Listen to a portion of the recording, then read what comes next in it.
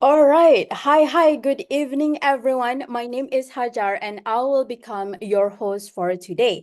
Okay, so first of all, I nak check dulu. Can you guys hear my voice and see me loud and clear? If yes, give me emoticon so that I know the technical part is doing okay.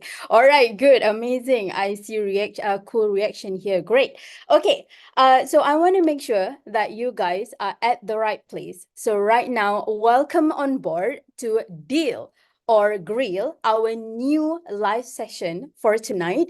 So where we are going to talk about top 5 popular properties in Malaysia. So we are going to discuss about Tuan Tiga Heritage, Arte Star, Sunway Velocity Tree, Radium Arena, and as well as Bamboo Hills. Okay, so you guys will discover these top 5 properties that will be reviewed, ranked, and dissect by our panelists tonight.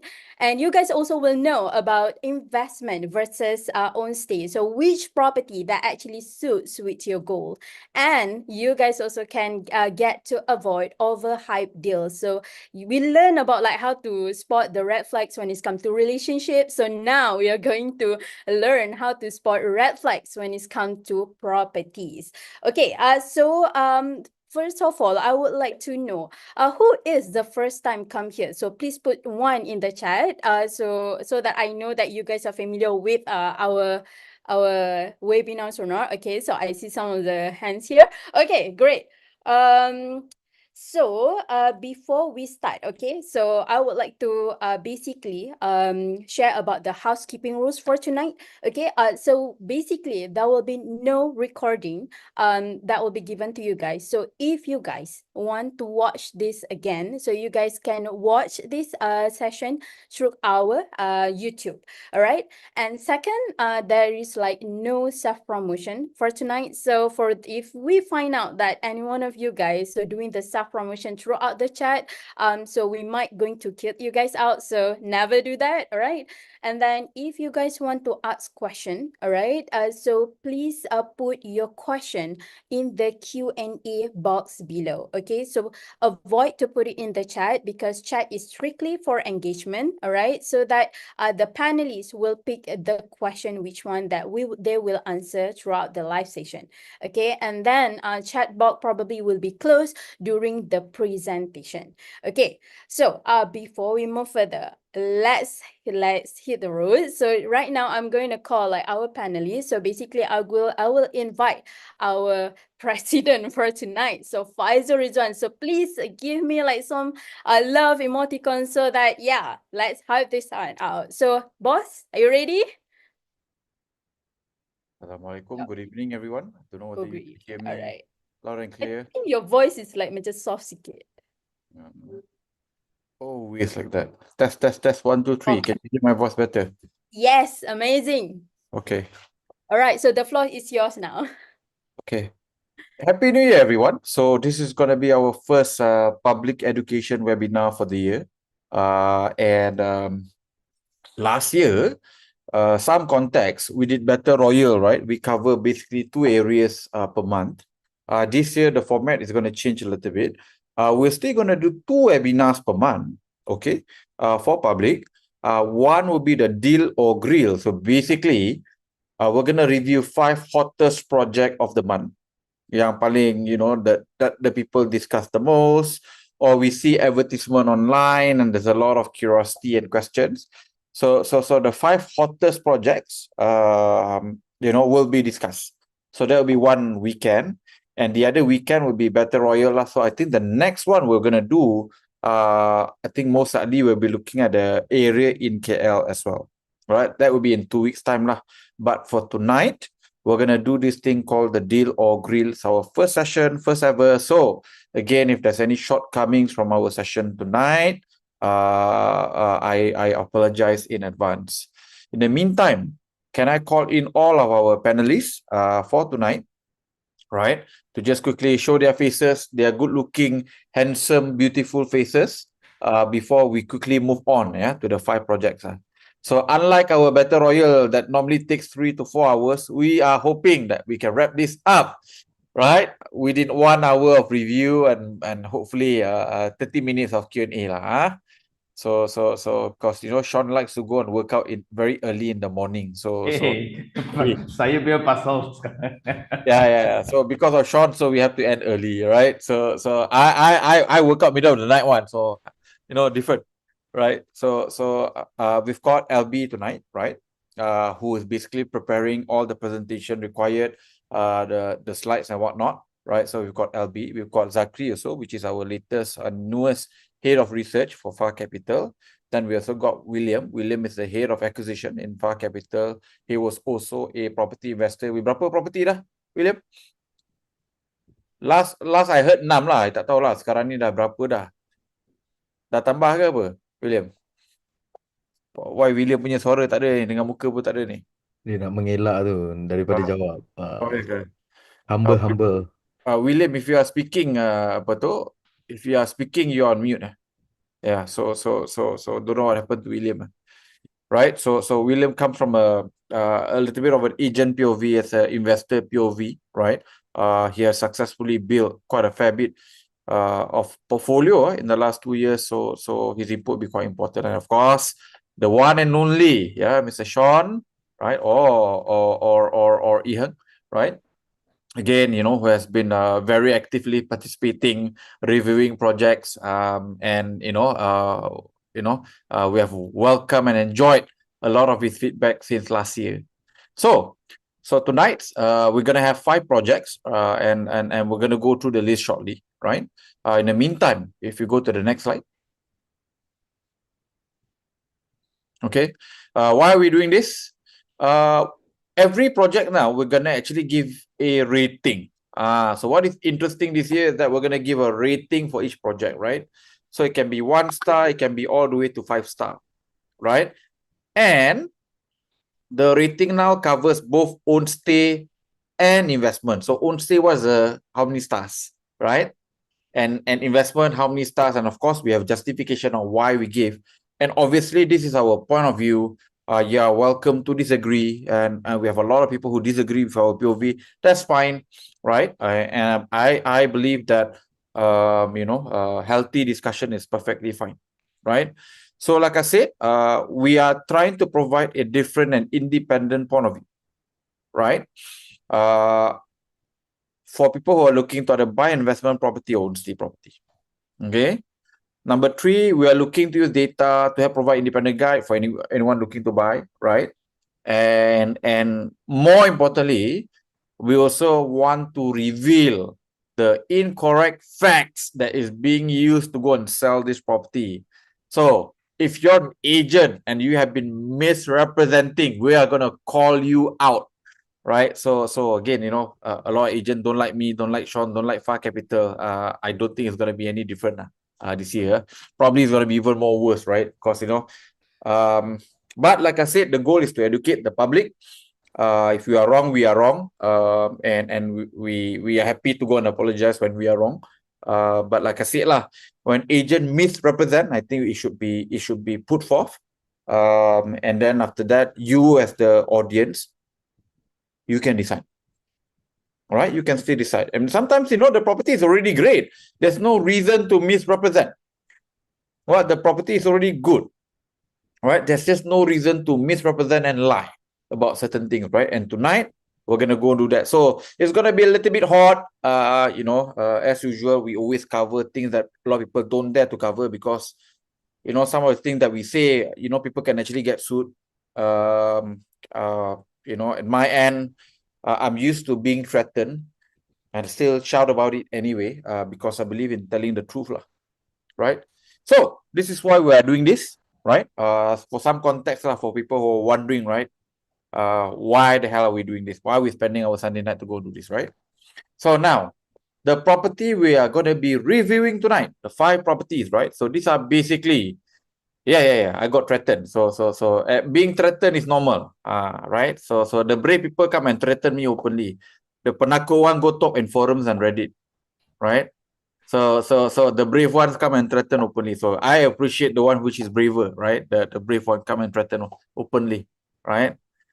So yeah, we are used to it lah, right? So we have also never lost a court case. You know, berani kerana benar, takut kerana salah, right? If you're on the right, what the fuck do you have anything to worry about lah, right? You defend lah, right? So these are the 5 properties that when we look at the market in the last 30 days, these are the top 5 properties that is being discussed, right? These are the top 5 property that has been discussed, right, in the last 30 days, right? The first one is Tuan Heritage, right? Second property is Arte Star, which I think is one of the latest launch, right? Then you got Sunway Velocity 3, which is the final, no, not the final, the latest part of Sunway Velocity launch. And then you got Radium Arena, which is going to be about to be launched. And last but not least, you got Bamboo Hills. So you can see here, it's like everywhere, right? So again, we're going to do our best, right? To hopefully every property less than 10 minutes, you come to a conclusion lah. Deal or grill. Can buy or you goreng aja lah. So, and we're going to ask all of the panelists for their respective POV from investment point of view, for old stay point of view. And then ultimately, then we're also going to share what is our personal POV at Far Capital.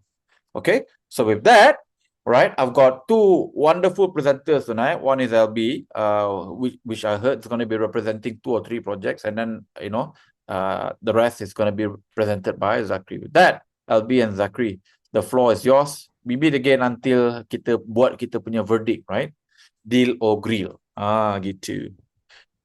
By the way, if you notice that deal or grill is also dog. D-O-G. Mantap tak nama kita? Right? Wolf. I'm so scared when I saw the name.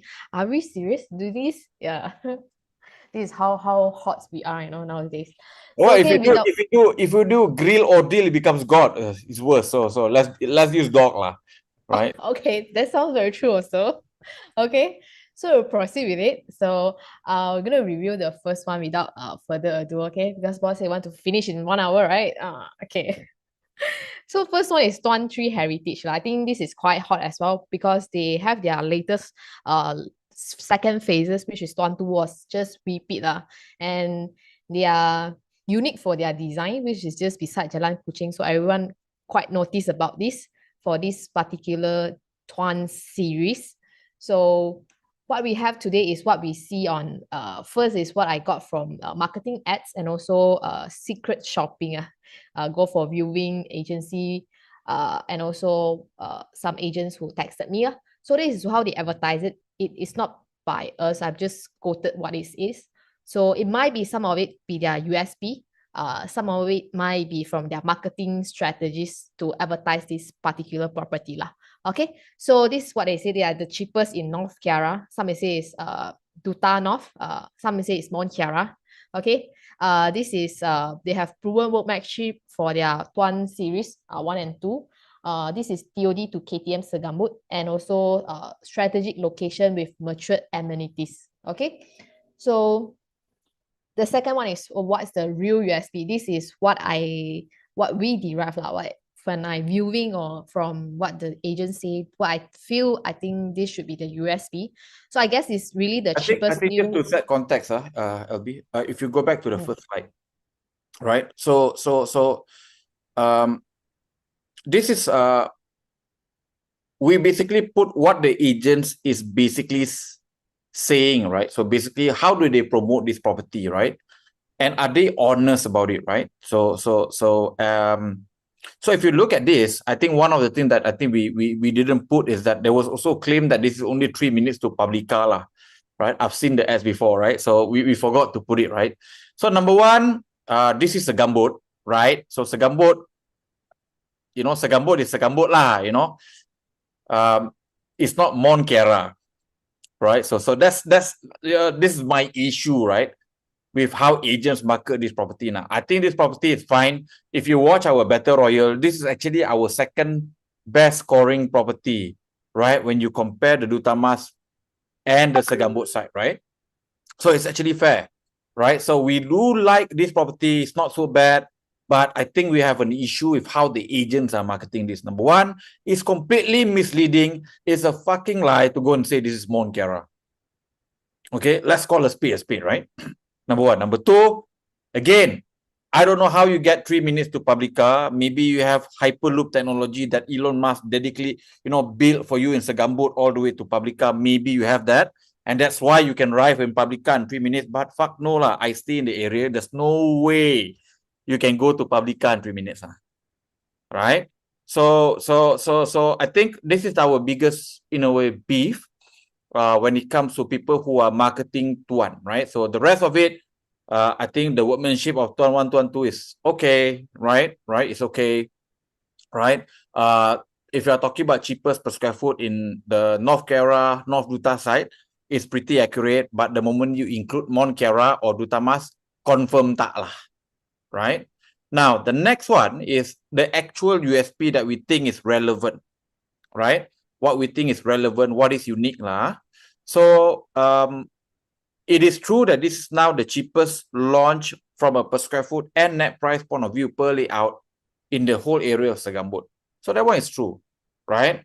The fact that it has got a pretty unique or British colonial design and theme is also quite unique. And this is also coming with some level of rooftop facility. It does not have rooftop pool, but it's got a rooftop gym, and a bunch of other hosts of rooftop facilities, right? So these are basically USP, right? So what we think is relevant. So agent might tell you 3 minutes to Publica and this is Mount Kiara and apa semua tu. Again, it's not true, right? What is the real USP for this development are these three, right? So this is how we're going to do the format of deal or grill. So far, follow, guys, right? So it's basically to give you guys insight of what is real insight, what is the true USP, and what is the bullshit USP. Itu saja, right?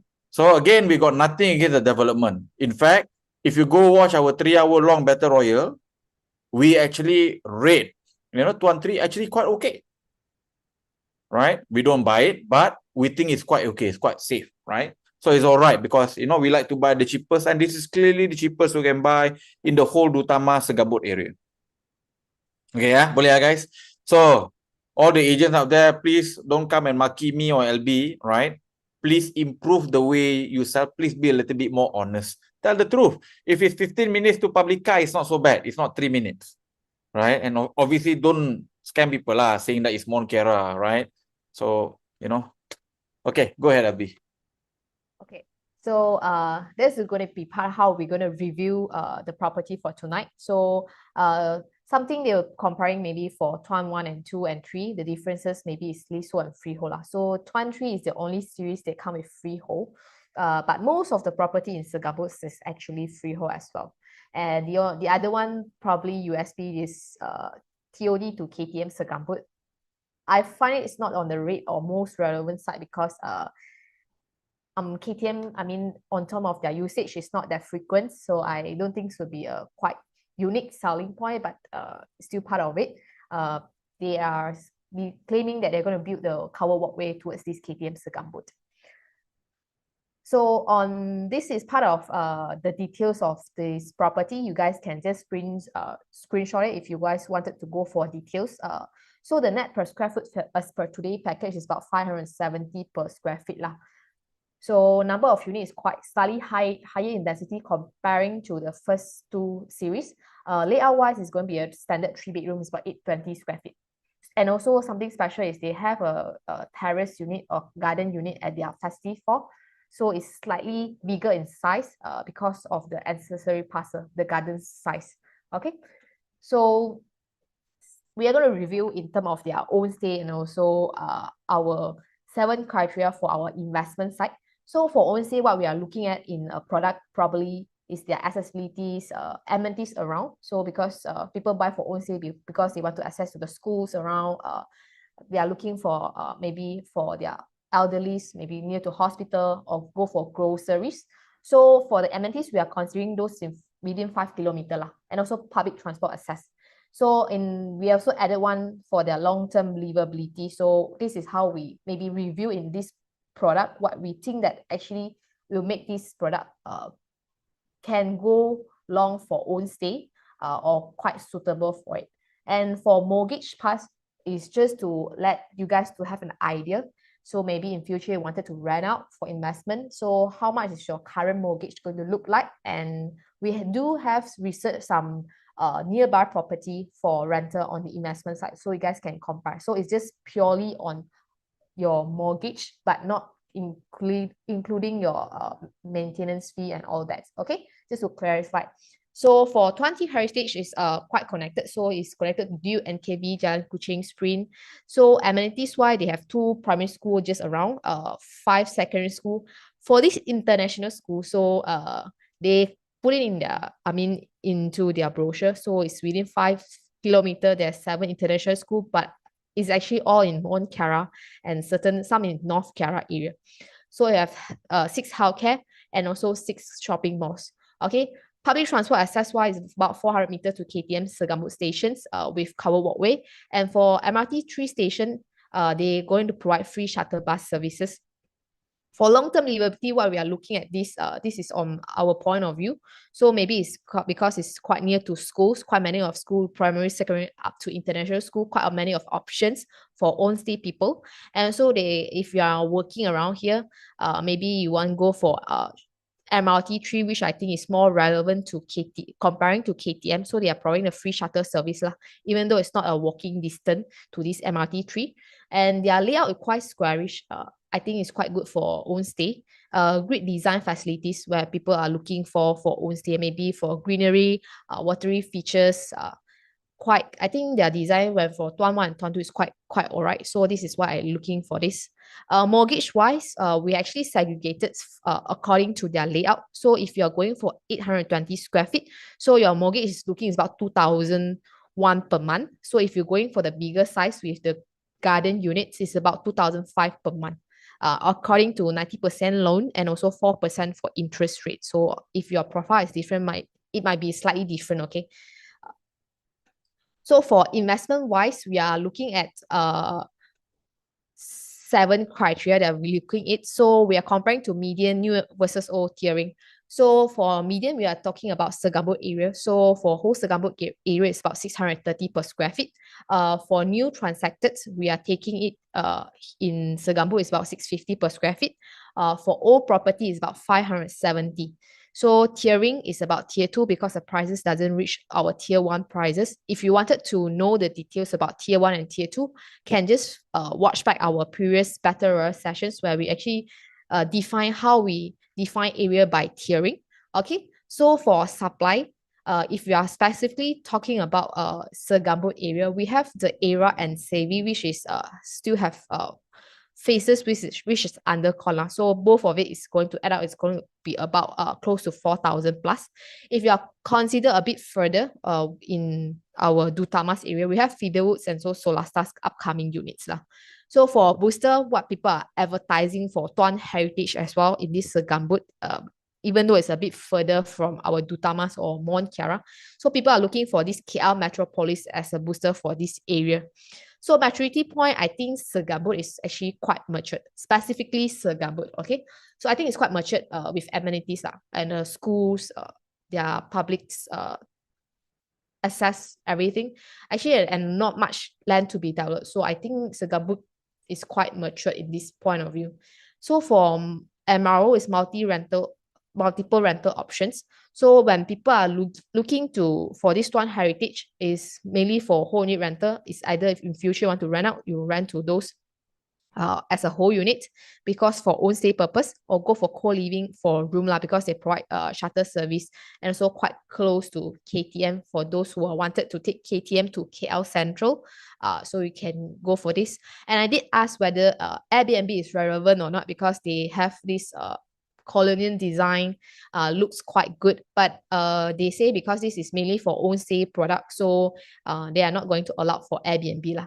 So for rental wise, I just take near comparison in Segambut, not in other area. Okay, so we have the Era, Tuan 2 and also Savio. So 2-bedroom is about 2004 to 2008. Okay, for Savio it's actually slightly older. So the 2 bedrooms about 2001 to 2004. So 3 bedroom is about 2,006 to 3,000 for this Segambut area, because the area is also quite considered for own stay product, and also it's by IJM.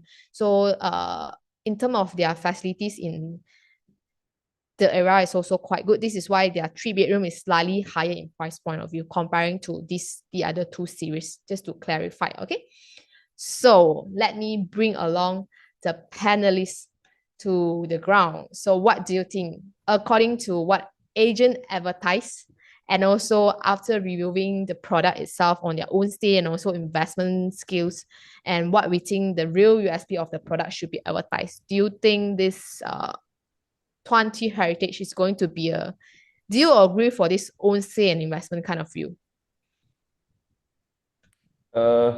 Just now, corrections on your end. I think the era is by JKG, not IJM. Oh, yeah. Savio is IJM. Sorry. Savio Tapi is lah, IJM. Albee kena saman nanti. Yeah, because the food merchant, I remember. Yeah. No, and food merchant is not by there anyway, but it's a whole separate story. Yeah. So just to make some correction then, and just for context, I've been to Tuan 1, Tuan 2, Tuan 3, and they have a separate series in Shah Alam, Dian 1, Dian 2.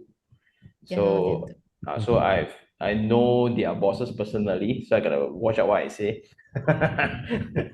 But all this while, their product has always been very, very good to the target audience. Means they clearly know cost is very important, speed is very important. You don't need to be very fanciful in all the facilities like the era. But how they add flavor to the building is by theming.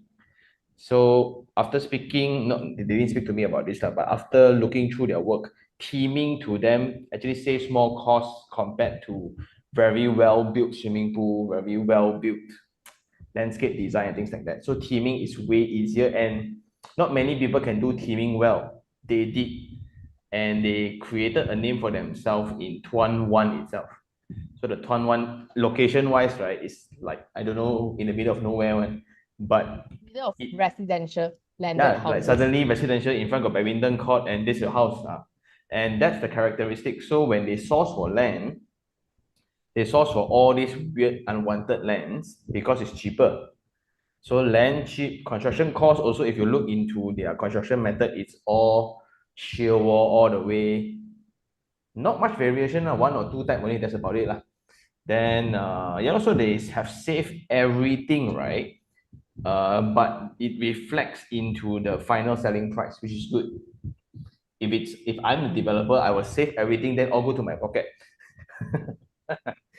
So that would be the right way to do things. And so far, so good in their launches, and you can really see that the prices is really, in Mandarin we call qingming, very close to the median one. Not too extravagant. They know they are not big yet, but I do see them moving forward. So as a home, my only problem with Segambut now is, besides the crazy roads, like for the site for Tuan 3, it's a factory lot converted into this building. And the requirements, they got hit with the latest Madani requirement. That's why there's a food court within. So they got affected a lot. If not, the price would be cheaper. Then the other one is, I heard the factory right in front of the era, the whole piece is under negotiation. That's quite a big piece. Yeah, a very big piece. So I am not sure of the rumors, but rumors sure come from somewhere. So I try to speak to a lot of people about it. So some yes, some no. So that's my only concern. You're talking about era or Tuan 3? So era, the Bantu, after the traffic light, there's the, I don't know what factory is that really, a very big factory. Then after the factory is the school, then is Tuan 3. So when everyone say that Segambut traffic now is bad, right? It's just getting started, in my opinion. If that whole piece all turn into another era, kanchiong. Yeah, that is a Tanjong Nissan factory. Okay. Very, very, very sophisticated group of people tonight, Mm. right? So, Sean, deal or grill? This one, If it's within my budget deal, deal, huh? This one for own stay or investment? for investment, we have better options, so I don't think. So because we have better options, that's why this is not my best option. But Right. if this is your best option within your research, so I think deal. But from the own stay point of view, then schools are around, walking distance to school. I think that's one very big thing. And it's okay lah. So I think it's next to a junction, which connects directly into Jalan Kuching. But you need to pass by the surau lah. So that is a good point for a lot of residents in Segambut. If not, if your only way in is the Jalan Kuching one, then you're gone lah. Yeah. Understand that.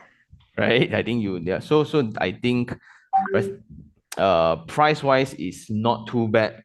Investment wise is not our best. So we investors, we only buy the best one. Yeah. Okay. So yes, for own stay potentially, right? And not really for investment because they are better properties. I mean, it's not bad. It's just fun better. Okay, got it.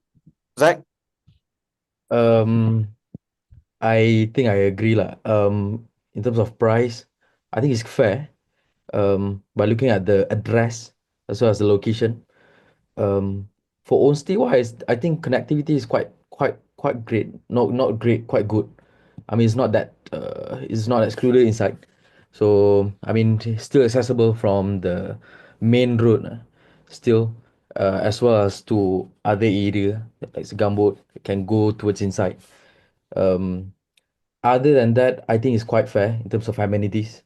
So for own stay, I think if I were to choose, regardless any area, probably not. But if I'm biased to this particular section, as in towards the north part of Klang Valley, I might choose this one because of the area is not that far from city center. I mean, not really far, right? So and the amenities is also lah. For investment, deal or grill, I think boleh pilih all. No, that's not how it works. I pilih all. That's why I think the format a bit weird though, like because would you like to invest or not, right? It's based on whether you got other options or not, ma. Yeah. Right. So True. like if you give me this one, you tell me very good, but I only got one bullet do I should we put in so maybe the format you all can revise again. But then like Sean, when you say you got one bullet, I have to roll my eyes lah, because not me. I think of the I have one bullet lah. people. You don't have one bullet lah, Sean. I think of the audience, okay? So when they're trying to bring as much value as possible. Okay, one bullet this week, I agree. Okay. Yeah.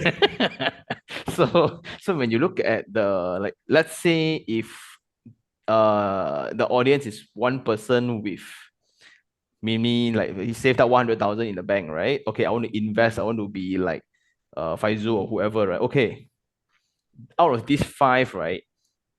Which one would you go and consider for investment? I think that would be a better way to look at it rather than I will stay here, I will invest here. Because stay or not is also not relevant, because your location based on whatever lah. So I think, I don't know, like I'm a guess, but the format then, because I worry audience, right, all go. Then nanti semua pun mau beli, semua pun book habis. I mean, we when we talk about own stay, right? So we basically at FarCap we only look at 3 things, can rent, can sell, can stay lah. So rental means you have to cover minimum 70% of your installment, right? Can stay is basically a personal preference, right? And ultimately, can sell, are you buying at above, around median, or actually below median, right? So that's basically the format lah. Yeah, right? yeah. taking into consideration of whereby personal preferences. I mean, like, obviously, if you got a 1 million ringgit budget, you're not gonna buy Segambut lah. You're gonna buy Mont Kiara proper. Yeah, right. But if you are talking about the consideration of whereby I've got this kind of budget, right? I've got this kind of budget. Would you buy this for own stay?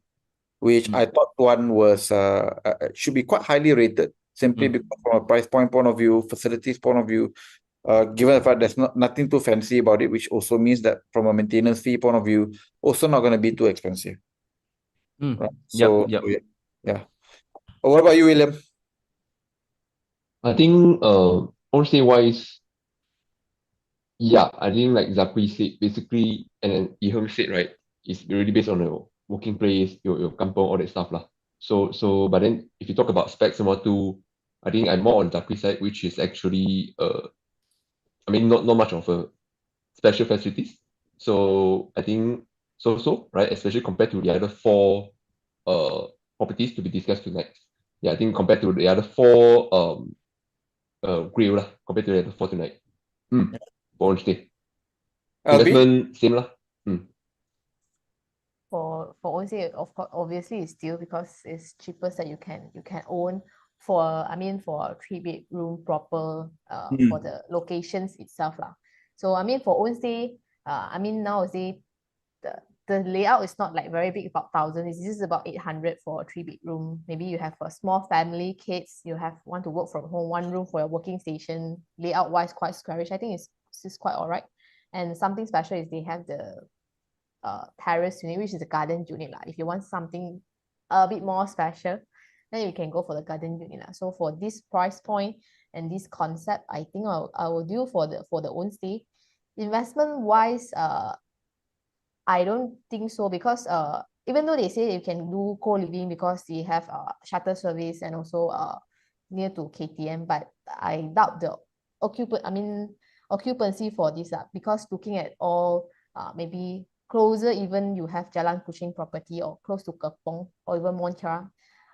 When I scroll to all the listing for co-living, is not that well lah. If you're not in those really main area, maybe like the real Mont Kiara itself, so it's not really that good, and they can't really do Airbnb. So for investment wise, you are really stuck with going just for a whole unit, and whole units. If let's say what Iherng, the rumors going to turn out to be, then it will become a lot more supply for the residential in the area. So you're going to compete more for this investment kind of thing to be rented out. So not really the best options because of the location for investment type. That's what I think of. Right. So verdict, that one is coming from me, which is going to be the next slide. Right. Personally, I would rate for own stay, I'm going to give it 4 stars. Right. For investment. Ikut I give it- rating system. Then okay. For investment, I'm going to give it 3 star. Right. So and reason is because I like to buy below median. I think it's very fair price point. I don't think people will lose money buying it. From an investment point of view, I think there will be slight negative cash flow. Right, there'll be slight negative cash flow, which is already quite good, given the fact that a lot of new properties normally go for quite a significant negative cash flow. Investment point of view, you need to have something unique other than just being the cheapest. From a facility point of view, this one lacks serious competition versus everything else which is around the area. So good question. Out of how many stars? Out of 100 out of 10? No, the answer is that out of 5. All right, so out of 5, personally for me, it's a 4-star verdict, right, for own stay. Investment, I would say 3, fair, nothing too great, nothing too bad. It's just okay, right? So this is the format of deal or grill. Agreed. Right. Okay. Right? So moving on to the next one. Right. Okay. So jangan fitnah cakap kita bagi 3 star out of 300, right? So it's actually 1% je rating. Out of 5. 300 star. Nasib baik bagi disclaimer kalau tak ada orang fitnah. Betul juga tu kan. Nanti tiba-tiba cakap Far Capital betul-betul tak suka Tuan, right? Right. So I think next will be me. Okay, let me just continue on the next property to review. Which one Hey, of by the the way, guys, I see a lot of very good question tonight. Can you guys put your question in Q&A so that we can answer it towards the end? Right? So I see here what defines good facility for good investment, right? So put your wonderful questions in the Q&A, right? So that we can basically answer it towards the end, right? Thank you, guys. yeah, was a question in Q&A section, right? So continue the next property to review. Which one of the most talk uh, one of lah, right? Most talk property since last year they launched the property which is Sunway Velocity 3, Sunway Velocity 3, right? So a little bit of context. A lot of people are confused about SV3, SV2, V2, V3, V Resident, V Suite semua, right? Right. To make everybody less confused, everything that I just mentioned just now is located at the same master development, right? Everything is in Sunway Velocity master development, right? So what has completed in Sunway Velocity master plan? For residential, especially V Suite, Residence 2, V Resident 3, and most recent one is Sunway Velocity 2. So V Resident version and also Sunway Velocity Residence is different, right? And since last year, they launched the most recent product, which is still undergo construction as of today. So now we are talking about Sunway Velocity 3 lah, right? So first, how do agent outside portray the Sunway Velocity 3 from their marketing POV, right? So let's dig in. First is they said this is one of the best located in the matured and well-established area, which Maluri area, right, in the sense is matured, right? So is it true? So okay, we go on the next verse. Then is located on the strategic location and matured amenities, right? So they mentioned twice already about the maturity here, right? And third lower in price PSF per square feet compared to V Residence, Sunway Velocity 2, Phase 1, Phase 2, which is the most recent one completed, right? And yes, here they mention it is walking 2 MRT and 1 station away from TRX. And last but not least, the Asian marketing POV is Sunway Velocity 3 come from well-known developer, right? So this is based on the agent's POV, right? So next slide. So Ya, I nak komen sikit pasal agent punya POV. Ini bagus. Tidak ada misrepresentation. Ini tidak ada penipuan. So see, kita bukan tak suka orang, but when you don't like, it's good lah. I mean, is it not a well-matured area? It's great, right? Is the developer not good? They are great, right? So pretty high from a reputation point of view, right? So cheapest property you can buy in the Velocity punya vicinity. So so these are bagus. Ini agent bertauliah. Ini kita suka. Ini tiba-tiba jual tipu cakap ni property KTRX, bila tengok kat mana Maluri ada teraka. Ni yang nak marah ni kan, terus nak maki-maki. So yeah, so again, for those marketing V3 bagus. Kita suka. Far Capital approve. 5 bintang agent kita bagi. Right. So let's dig in. Some of them, like Faizul said, it's true. But for us, maybe some of them, it depends on the justification, right? So roughly, kalau kita tengok tadi, most of them is considered decent, not oversell, right? It's considered true, roughly, right? So let's see on the what we think on the real USP for this Sunway Velocity 3, right? So first one, yes, it's lower in price PSF, right? Price per square foot compared to other residential development in the same master development, which is the Sunway Velocity development or the residential, is considered the lowest in terms of launching price, in terms of asking price today, right? Compared to other, especially we can say in terms of timeline punya perspective is Sunway Velocity 2 lah, recently completed, right? Which today roughly about 750 from 750 for Sunway Velocity 3 in comparison to other asking about today about 900 plus to 1000 plus PSF. Alright. So if you go and check Property Guru dekat sana, especially on SV2, so this kind of price, you can see the very big gap from SV2 to SV3 punya asking price today, right? So direct comparison to other development considered really low, right? You get the same branding, probably the same spec from Sunway, right? And also address with the price consideration compared to the next door, which is SV2. Okay, so roughly dalam probably about 150 to 200 ringgit plus higher, right? So that's number one. Next is yes, well-known developer. Tanpa disangkal lagi, this is Sunway property, right? So well-known, most of the completed product can be graded as good to great rank, right? Especially in terms of workmanship lah, right? So yeah, tick on that. And the third one is integrated development with more medical center offices, colleges, universities, as well as public transportations. So yeah, um, this is one of the best feature why Sunway Velocity 3 to for one of the best feature for Sunway Velocity 3 today lah, right?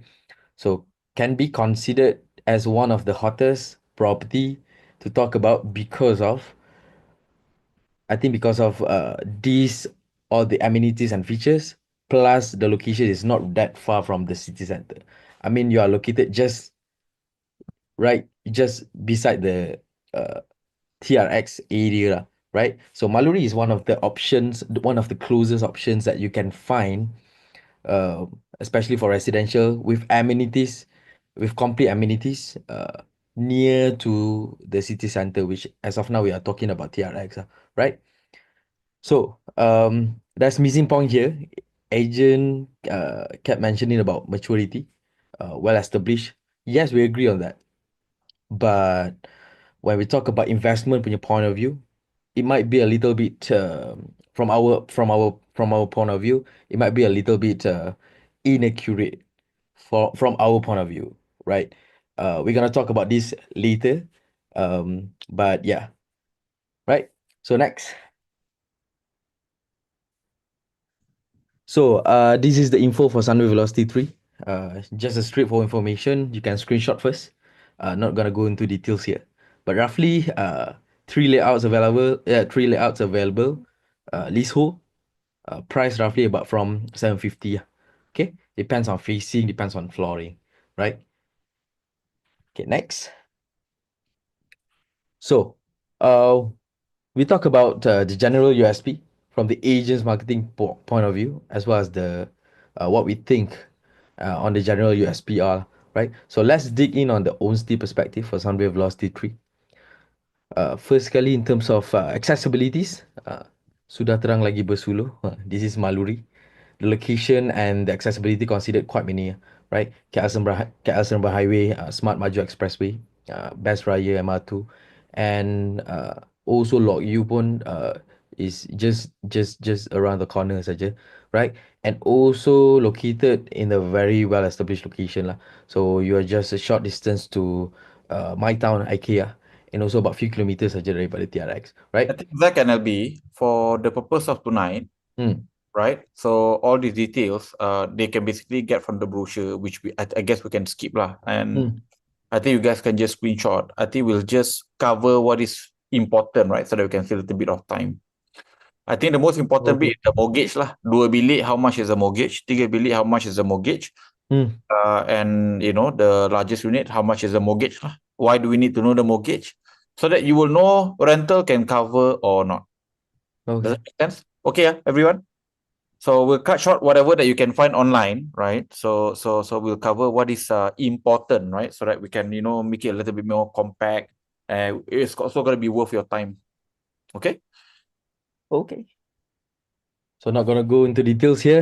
You can screenshot first, right? So for mortgage, disclaimer, this one is before maintenance fee. So roughly we are getting the price for 90% based on 4% interest rate. So for these Sunway Velocity 3, there are 3 layouts. So at least 721 square feet, they are about from 2,400 monthly mortgage, right? And the 3-bedder, 900 plus for 3,000 monthly mortgage. And the bigger size is 3 plus 1 is about 3,900, right? On the monthly mortgage punya POV, right? So next. Right. And on the investment punya perspective, so on the Maluri, averagely, we are getting the median, everything is on Maluri address only, right? So if you're talking about Maluri, median is roughly about 845 PSF, about 850 PSF, right? Is a new versus old, new roughly slightly higher compared to the all median, right? It's about 880 PSF, is close to 900 PSF already, right? And for O is about 730. And the sunway velocity priced from roughly about 750 PSF, right? And tiering wise, this Maluri we considered as tier 2 area. Okay. And supply, as of now, there's no new launch yet, right? But I believe there will be more upcoming. And at least there are 3 more plots of lands in the area, especially on Maluri lah. Okay. Um, is undergoing, it is going to be launched soon lah, right? If we're talking about the completed property, I think there are about few. We have Laville, we have Una, we have all of the VV, SV, SV in the Sunway Velocity itself, roughly about 1,000 plus dekat Laville. Una roughly about less than 500 units. SV itself, I think about 100. SV2, Sunway Velocity 2, roughly about 1,000 plus also, right? Then next about booster. We are talking about sound velocity, the entire completion, as well as the TRX lah, right? As one of the booster punya consideration, right? And maturity point, we considered Maluri area as semi-matured in terms of investment punya perspective. Why is that so? Still, it is not solid matured, but we said it's going toward the solid maturity due to there are only about few plots of land in the area to be developed, specifically in Maluri punya address, right? And we are considering the boosters punya fully completion, right? For this Sunway Velocity and Maluri. Okay. And MRO is multiple rental options. Someone asked just now. Where we are explaining about this development potentially can do how many rental options. So here, as we know roughly about whole unit rental, co-living and Airbnb can do. Okay. And rental comparison, we have Una and Lavi here. We're not gonna scrap everything, but on the direct comparison perspective, for 2 bedder for Una and Lavi, roughly about 2,600 up until 3,000 plus plus. So if you're talking about Una, it's a low dense. They are quite specific in terms of apa uh, the design and everything, right? It's quite aesthetic. In terms of aesthetic, it's more towards that, right? So hence, some of the unit can sell higher in terms of whole unit rental for 2 bedder, right? But for Lave, it's only up until 3,002 to 3,003, something like that, right? If you are talking about the direct comparison, which is a SV2, um, as of today, there are about 2,000 plus to 3,006 for 2 bedder, right? And for 3 bedder, dekat Sunway Velocity tu roughly about up until 4,002. As of today punya rental, which roughly we can use that as an indicator, less some premiums to project the rental for Sunway Velocity 3, right? And um, a little bit sharing for Sunway Velocity, we can still consider one of the highest rental in Maluri address, right? In per square feet punya point of view, rental wise, it goes up until 4 ringgit and 50 cent per square feet for Sunway Velocity 2 and V Resident 2 especially, right? So that's roughly about it. So let's bring along the panelists. What do you think about this deal or grill for this on stay and investment POV?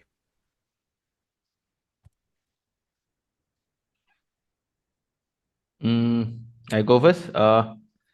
I think okay lah. I have a huge affinity for the brand. How come? My entire development knowledge all come from there. Yeah. Okay. And I have a lot of friends and audiences who bought SV2, so they are all very happy with the purchase. It's very rare that you buy direct from developer and you still make money. So I think that is what they did.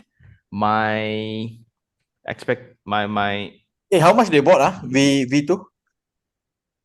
tak mahal lah. I think like now still can got positive cash flow with today's rental. I think it's about 800 plus per square foot, right? 800 plus. Uh, So they're not upset, No, now that V3 is selling cheaper. so now I don't know whether is there going to be link to Sunway Velocity 3 or not.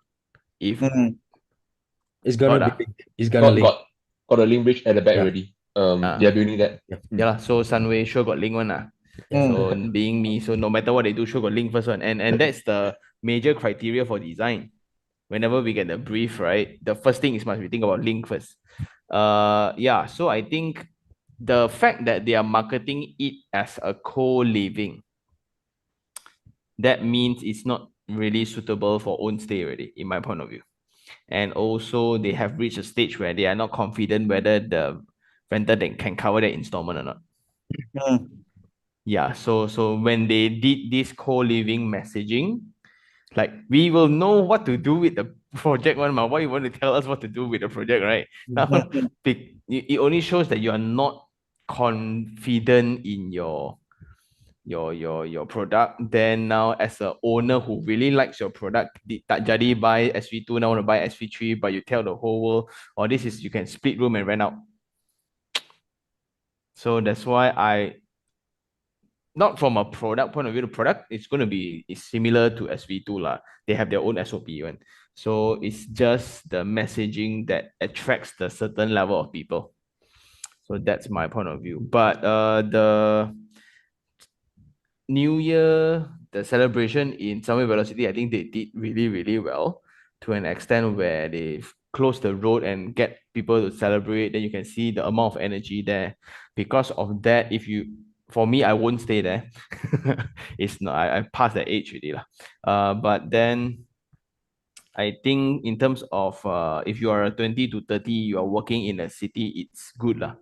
And because of that, investment wise, I will consider. Okay. So grill for own stay, investment, go. Now investment, I think I can go. Cheapest in the last 10 years. And with these kind of brands, the best thing that a lot of people just take for granted, right, all the time is you don't have to worry about completion or not. So I think the best thing about this is like me selling for them already. It's like because they are a township developer.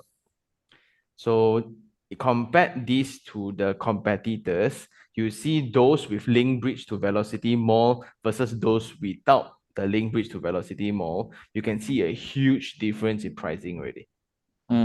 And from a lot of people, yeah, it's just one link bridge, right? But from a perspective of a tenant, it matters a lot. To run across the Jalan Peel, you will die on it. So now with the bridge, right? Suddenly, like kids, parents with strollers, parents with whatever, I literally sit at SV2, and SV2 has one very strong characteristic. The commercial area is popular very, very fast. As a matter of like, they just hand over only, right? Like 2-3 months, right? Got business, a lot of people set up, meaning the leasing team of this brand is very, very strong too. And they will not, like, because they know they got SV3, maybe 4, 5, 6, don't know lah, right? I heard that. Okay, look at the land ownership shield got on. They cannot let anything fail. And because of that, that's why I'm okay to put my money. Like, you want to earn a lot, no, like you're paying for the brand premium, but then for that peace of mind. Okay. William? I think for me, this one is a deal for both on-state investment because I already walk around, like I use the link bridge to the end of the link bridge connecting V3, SV3 and SV2 lah. But although it's like further away, but yeah lah, it's convenient like what Iherng said. For Sunway projects, it just connect all around like all the bridges, right? I think it's very convenient, and for the age like me, Zakri and Albee, I think convenience is the key. Yeah, for us to like when we're choosing our place to stay lah, for own stay, or I mean, if I own stay I want to stay, right, then of course investment wise I can target people like me lah, or Zakri or Albee lah. I think which is why like what Iherng said, Sunway targeting co-living, people, young singles, professionals, or fresh grad, working in the area to rent the space lah. But then the connectivity itself, I think, beats a lot of development already than just a standalone building like Yuna, like, yeah. So both for me. Deal. So you're basically saying that me and Sean is old lah. Eh, obvious ma, I'm not obvious saying ma. that. Wow. I'm Facts I'm ma, saying kita that me and kena Zakri, honest Albee, dalam show ini kan. Can I'm you saying give three me of us. the moderator admin function for the Zoom? William is gonna have technical error shortly. Go ahead, Zakri. Own stay is a deal for me, yes. Simply due to the reputation, developer, location, obviously, price point. It's not a no-brainer. I mean, it's a safe buying, especially for own stay. I mean, with the investment potential still, right? Not uncertain investment potential, but I can say it's quite solid as of today. Punya performance, as we can see all the Sunway velocity punya rental performances. Also the price. Investment wise, is a deal also. But I would appreciate if the size they can make it smaller. 721 for two-bedder, I think as of today in KL, close to city center.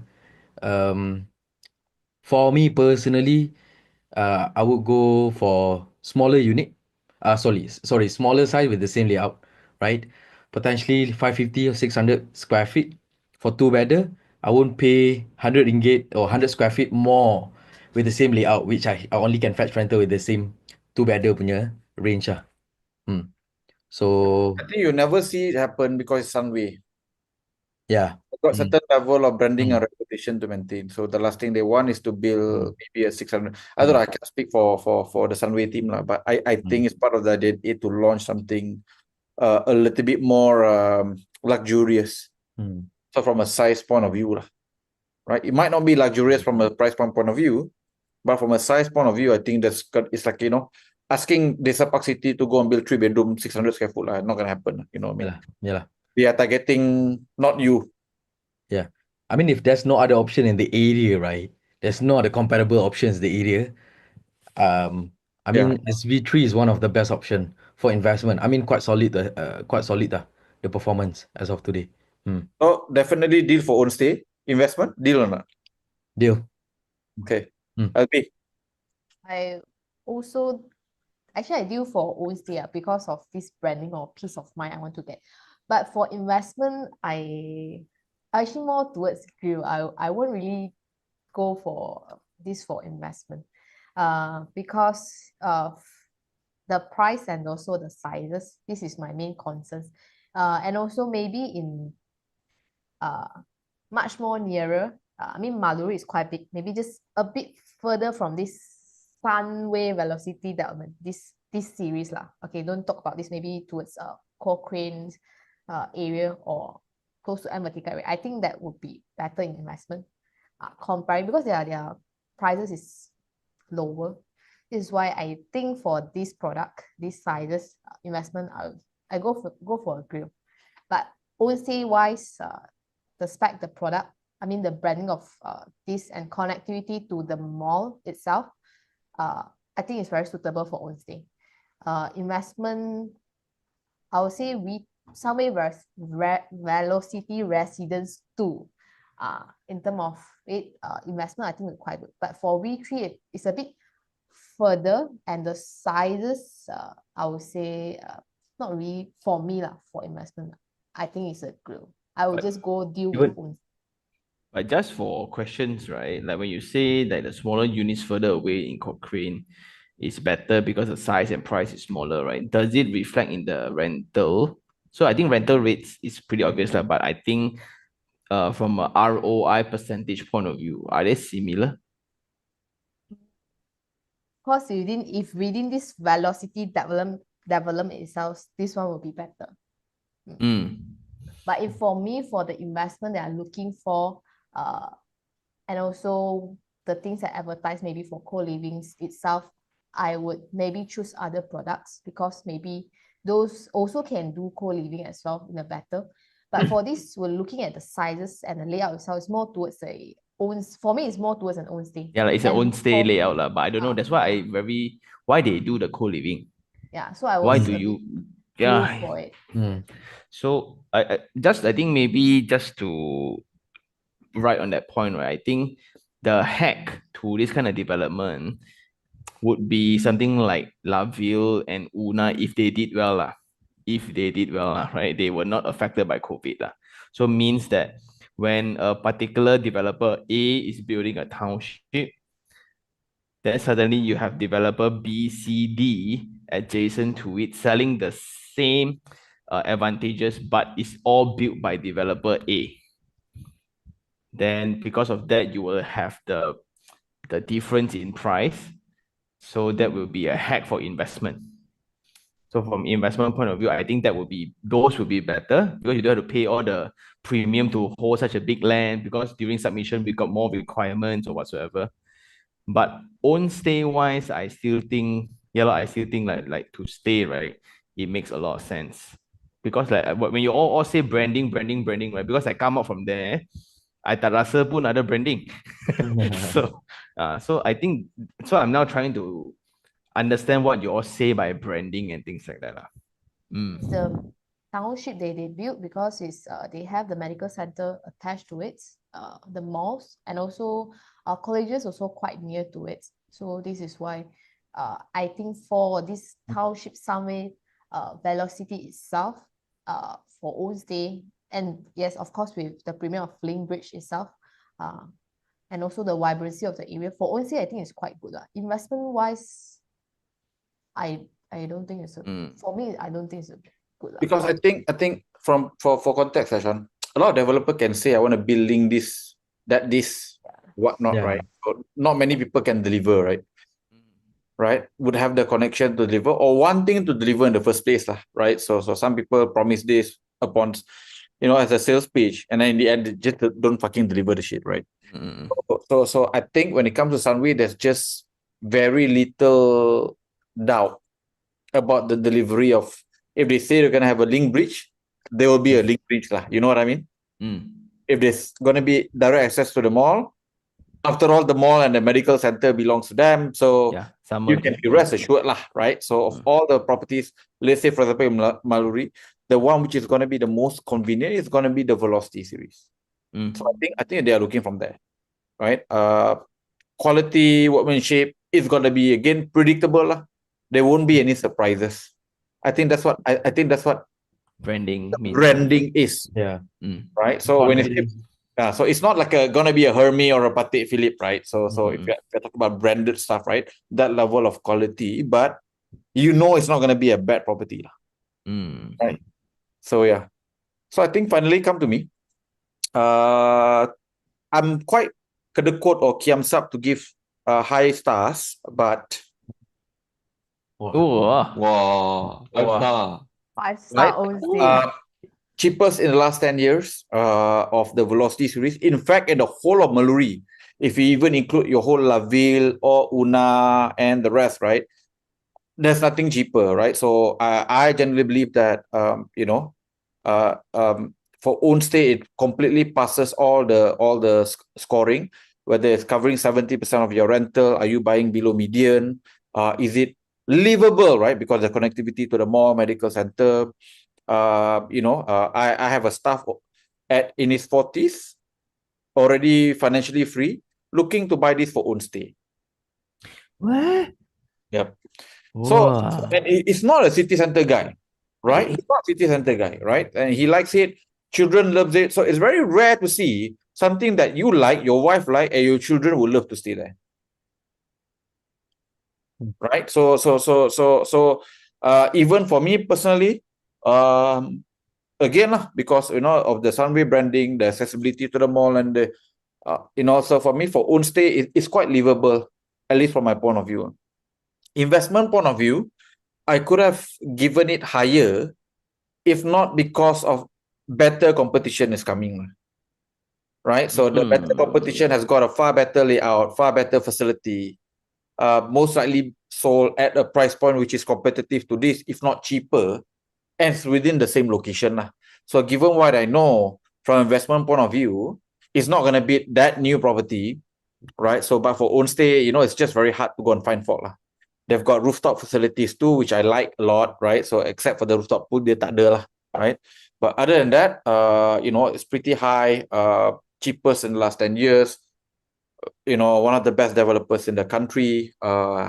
Now very livable with the access to the mall, jobs, medical. So yeah, at 700 each per square foot, below 800 ringgit per square foot, I think it's a pretty good deal for own stay. Investment, I don't think people will lose money. After all, people who bought V2 at a higher price point are not complaining, right? So we think that people buying this won't also complain lah. The only caveat, or probably what we haven't discussed today here, is that the median in this area is actually quite high at about close to 900 ringgit per square foot, right, Albee? Right? The main caveat here for this median to be high is that majority of the property in this area is actually freehold.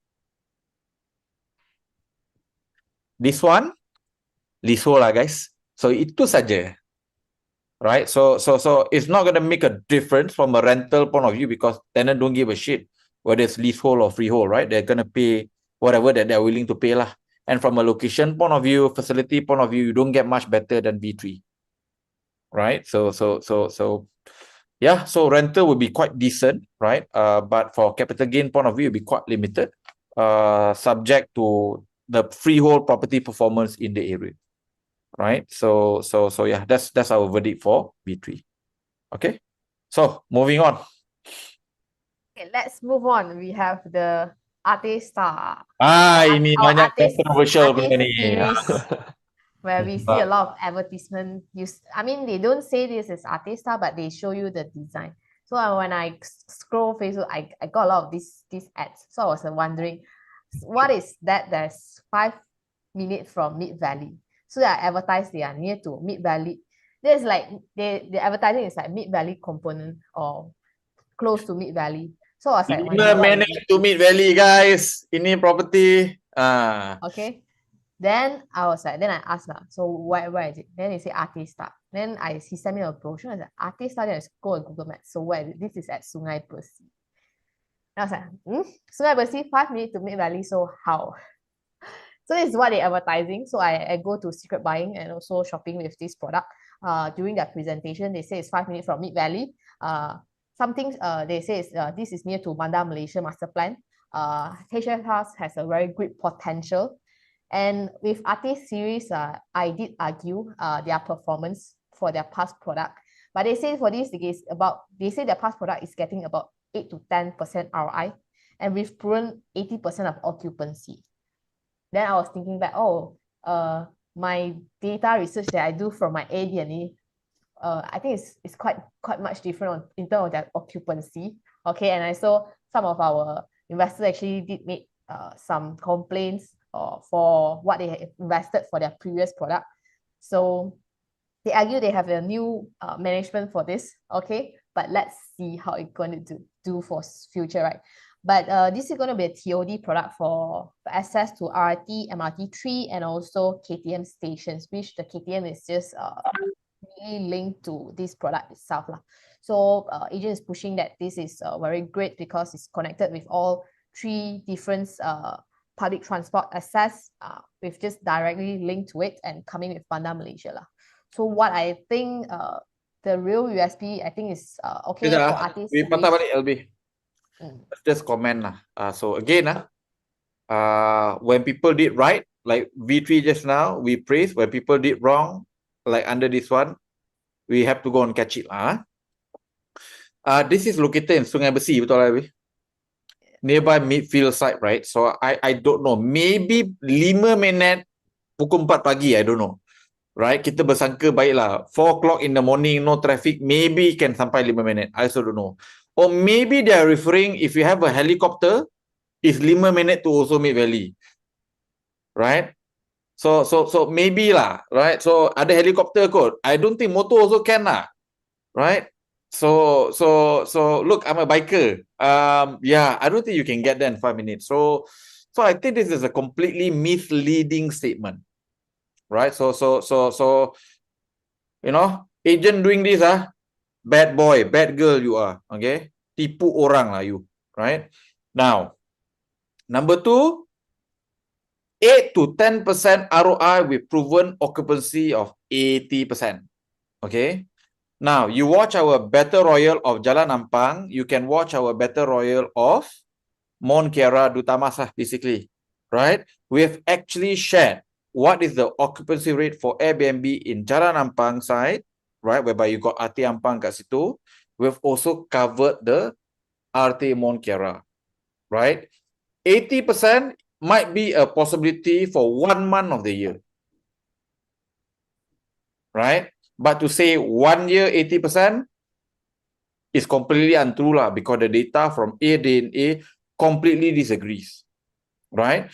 Now, there's also a possibility this could be right if there's only 5 units under management by that company lah. So, I got 10 company doing Airbnb in that building. One company, 5 units, maybe can do 80%, right? But if you're talking about thousands of units doing the same, okay, no way. So I think we call a spade a spade. We call what is bullshit bullshit lah. So in this particular case, I'm gonna call out the 5 minute to Mid Valley is just bullshit, right? And the 8 to 10% ROI, which is gonna short stay, is also BS. Now again, I don't understand why you have to do this, because the product itself is not bad. Even I think long-term rental will actually not be too bad. I don't know why people have to lie. Right? So the size is great. Price point is not expensive. Right? You need 1,007 to break even for 2-bedroom, which is not impossible in this area given the fact that it's going to be unique. Why lie? You don't have to. Right? So agents, do better lah, because I'm pretty sure the developer is not going to market it this way. Right? I know the developer personally. They are quite okay guys, right? But agents, come on lah, you need to do better lah. Don't scam people this way. It's bad for the industry. Okay? True. Because I was like, oh, I saw quite a lot, because I was wondering what is in near Mid Valley that's so cheap. 348K from Mid Valley. Like, oh, I wanted to see, and it's 2-bedroom, like a 2-bedroom, 348. I think it's quite suitable for investment because it's quite cheap, near to Mid Valley.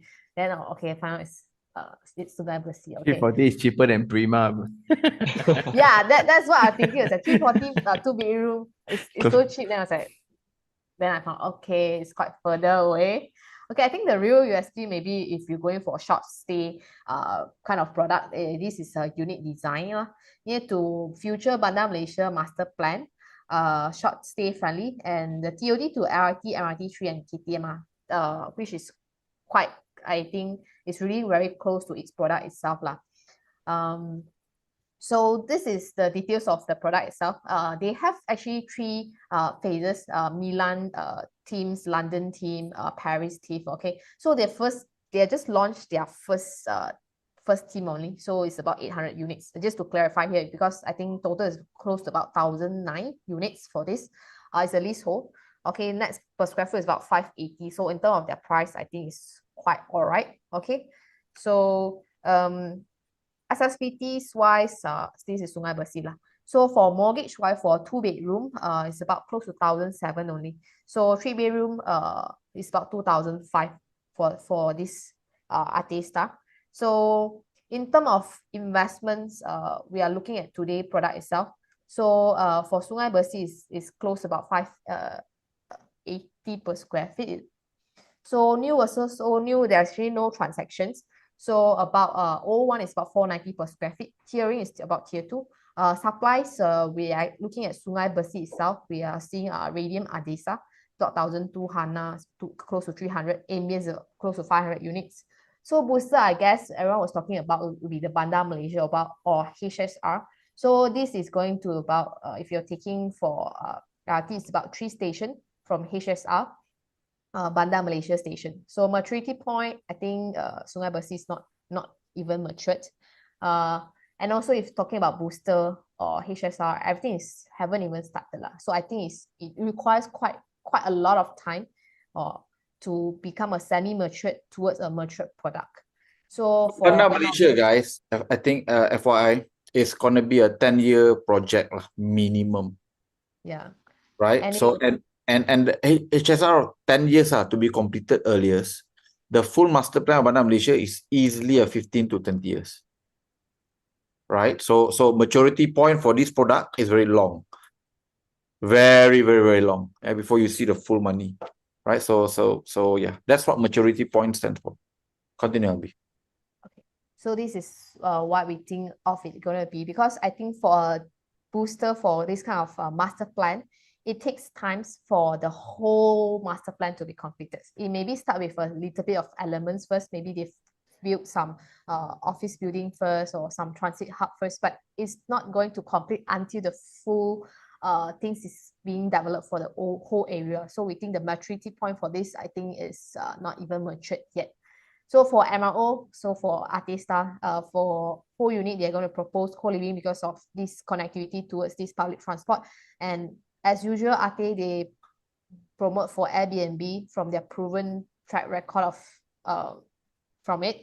So from rental price point of view, okay, if you're looking, we have the one Razak City, okay, 2 bedroom is about 1,008 to 2,003, 3 bedroom is about 2,001 to 2,005 lah. So Midfields actually is quite old in products. So Midfields 2 is completed about close to 7 years from now already. Their 3 bedroom is about 2,000 to 2,002 lah. So it's not actually quite high in terms of their prices for the rental wise. But for 2 bedroom, I think if you're going for the mortgage about 1,007, I think it's going to be break even.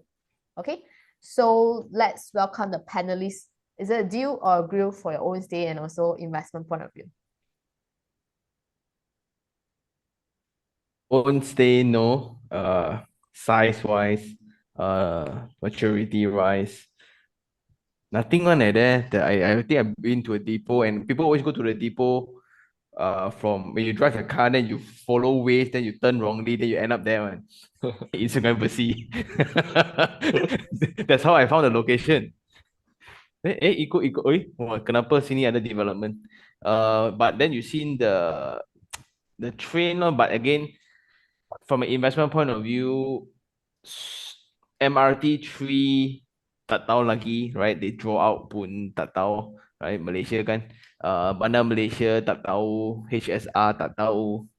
Then you want to put your money in so many things that is tak tahu, I tak mau lah.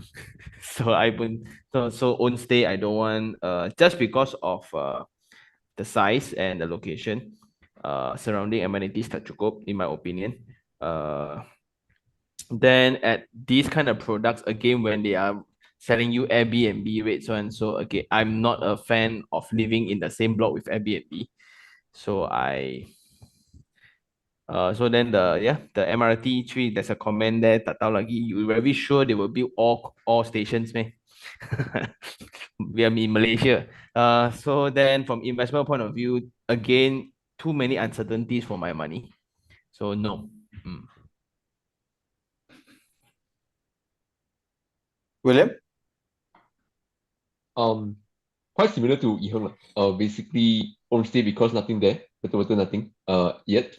And also investment, exactly what Iherng said.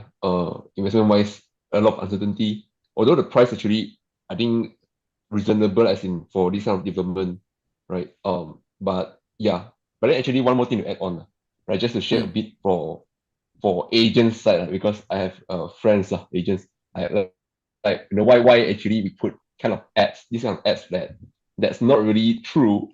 I think one of it is because the competition is too strong, right? So sometimes they need to be creative enough, right, to capture more people to actually click on the ads, right? But of course, it comes to the reason of it is also that, well, the government didn't enforce a strict regulation like in Singapore, in China, right? You can't even do fake ads, right? So in Malaysia, it's still rather, it's not as strict, right? So you have these kind of opportunities, for those agents to capture more leads, lah, basically. So that's an unfortunate case in agency punya point of view, lah. But yeah, if they put the real ads, a bit susah lah to actually, how to say, capture people punya eyes, lah. So even look at it like, oh, this is quite far, nothing much to attract me, lah. Just to share the point of view, lah. Susah juga lah kerja dia orang.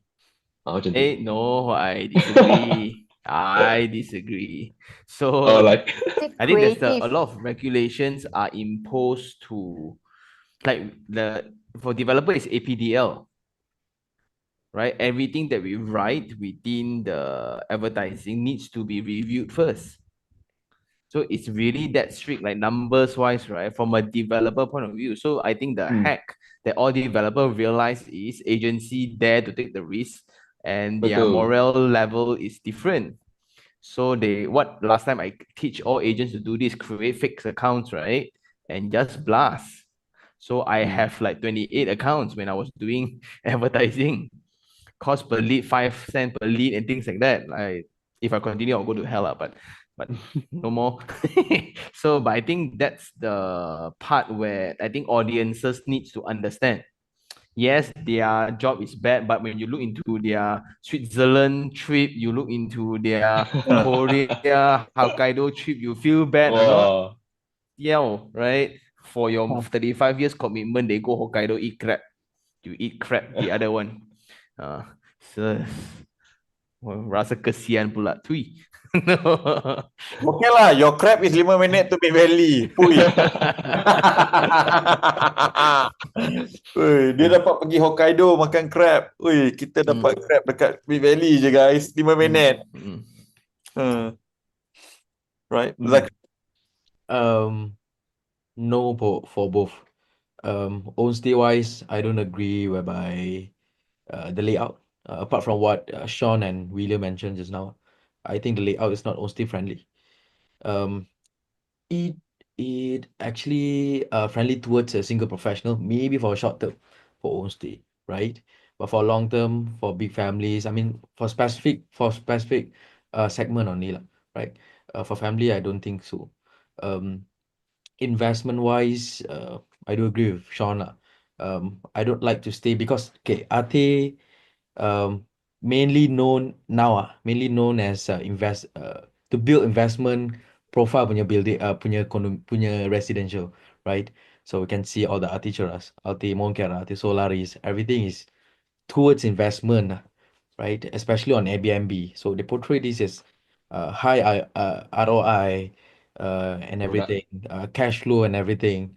Is mainly on they talk on an investment and cash flow saja, right? So that will be mainly on short term. I can say RT very famous on that. So I don't like to stay in the area whereby there's a lot of Airbnb units. So yeah, even I'm renting. So if I'm a tenant to rent a whole unit for long term, I don't like to stay in the same building as Airbnb, right? So no for both. Albee?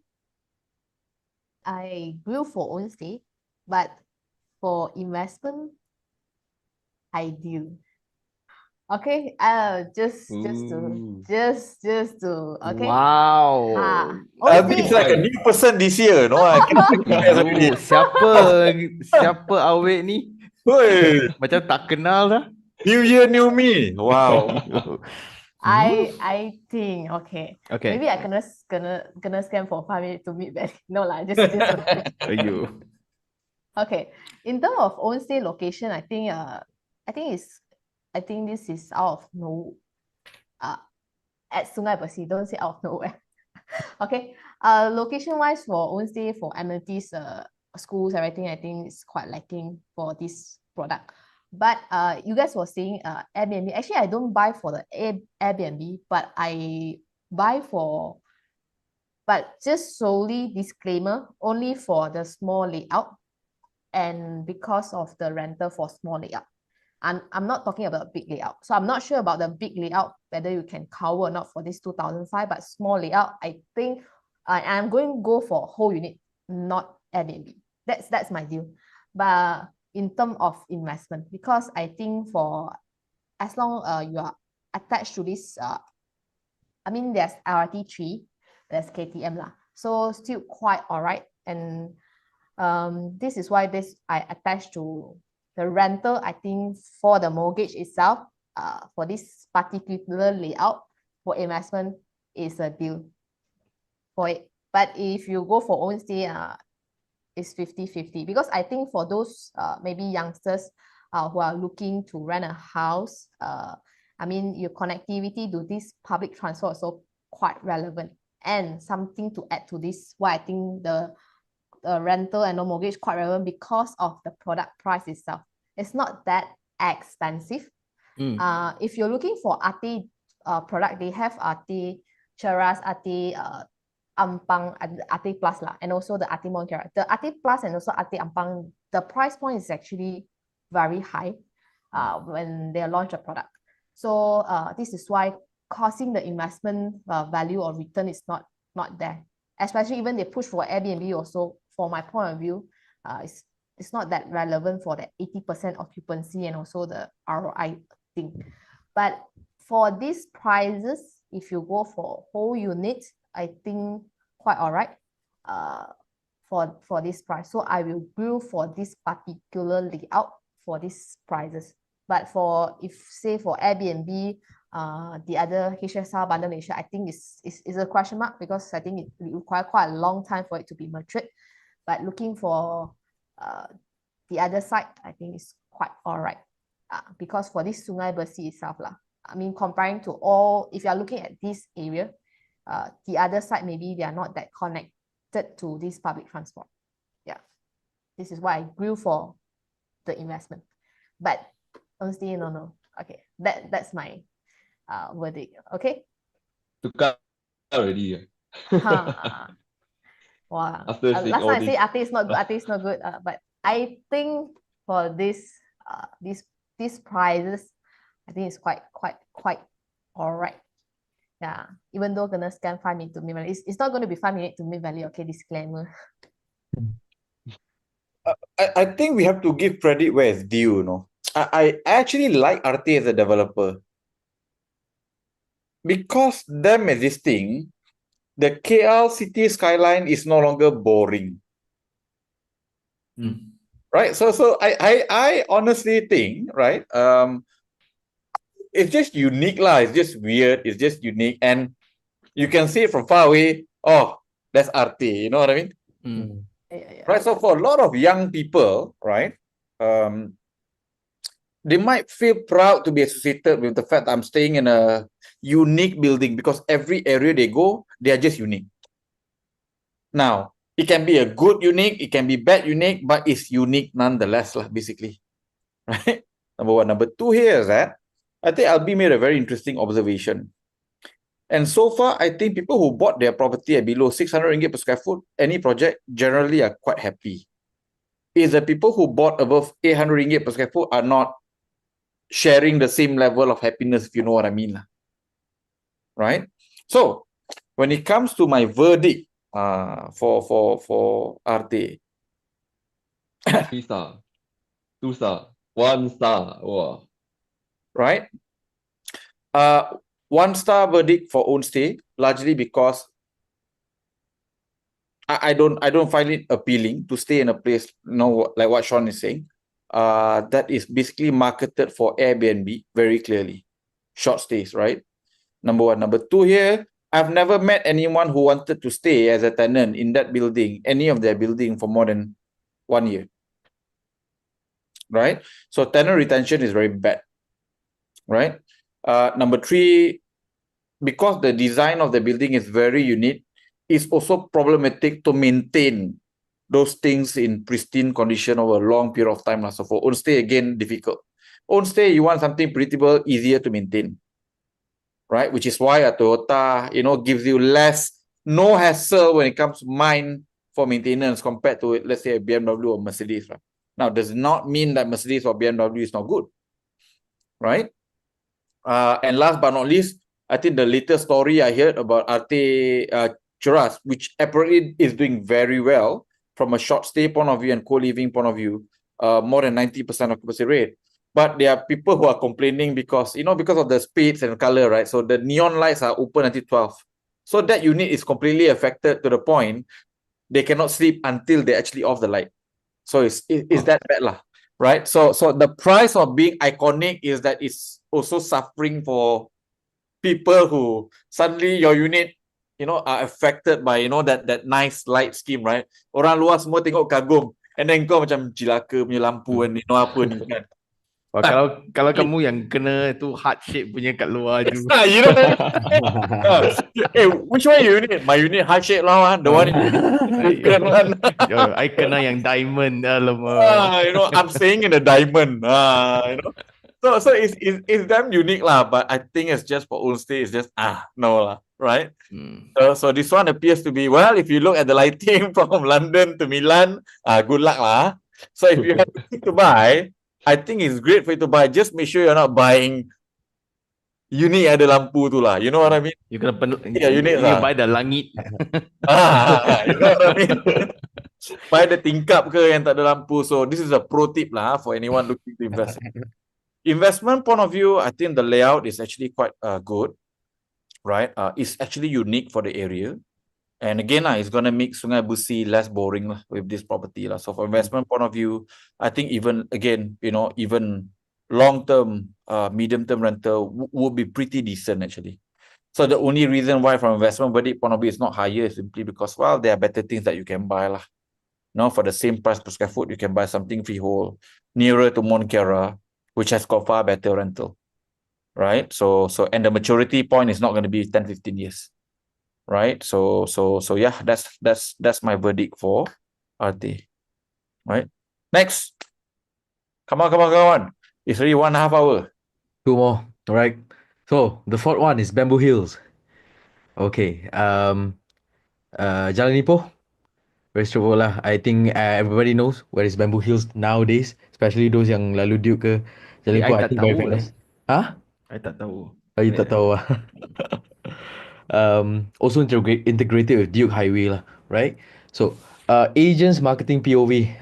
I think this one gonna be quite similar to behavior agent dekat Sunway Velocity. I think it's quite nice juga. Diorang baik. They don't oversell. They don't overclaim and everything, right? So mostly they will talk about this well-known developer for master plan, right? UOA is very famous. Bangsa Saf, everything they call him. Even Seoul Development. What I can give example. United Pond, with the mixed development, also consider do good lah, right? Next is cheapest in Kepong. They claim lah this one, right? To be specific, this one is considered located at Jalan Ipoh lah, right? Kepong, if you talk about Kepong, is Kepong towards the other side lah after the Bulatan, right? And it's a freehold lah. So I think it's quite straightforward from agent POV. There's nothing much overselling and apa semua lah, right? So next is what we think the real USP is lah, right? Well-known master plan developer, yes, of course, UOA. As of now, we can see a lot of UOA group punya developments and master plans mostly doing well, especially for commercial, right? You are talking about Bangsa South, for example, right? The occupancy really good. The developments also doing really, really great lah. Apart from the location itself is great and the address lah, right? Bangsa South. Then establish commercial area. They did well. Bamboo Hill started with commercial first, right? Very famous commercial next to Duke Highway, right? All the F&Bs, even the event spaces there available with the aesthetic kind of vibe lah, right? So they started, I think, quite smart. They start with the commercial first, then after that they launch the property lah, residential, right? And link bridge to MRT too. This one I think is a minor concern for owners, but I think is one of the biggest concerns apart from other things for tenants, right? If you're comparing to Rika, Birch, Pano, right? okay, we are comparing to Rika and Birch lah.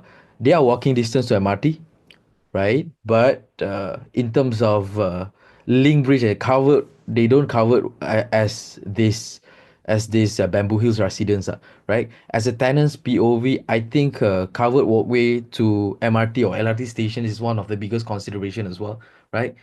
Regardless rise or shine, you can just walk to MRT without thinking lah, mind free, right? So why would you pay more, for example, dekat Sentul, padahal ada dua lagi stations away with the covered walkway, for example, right, for tenants. So that's gonna be one of the USP lah, I think. And again, Link Bridge, this is UOA, one of the reputable.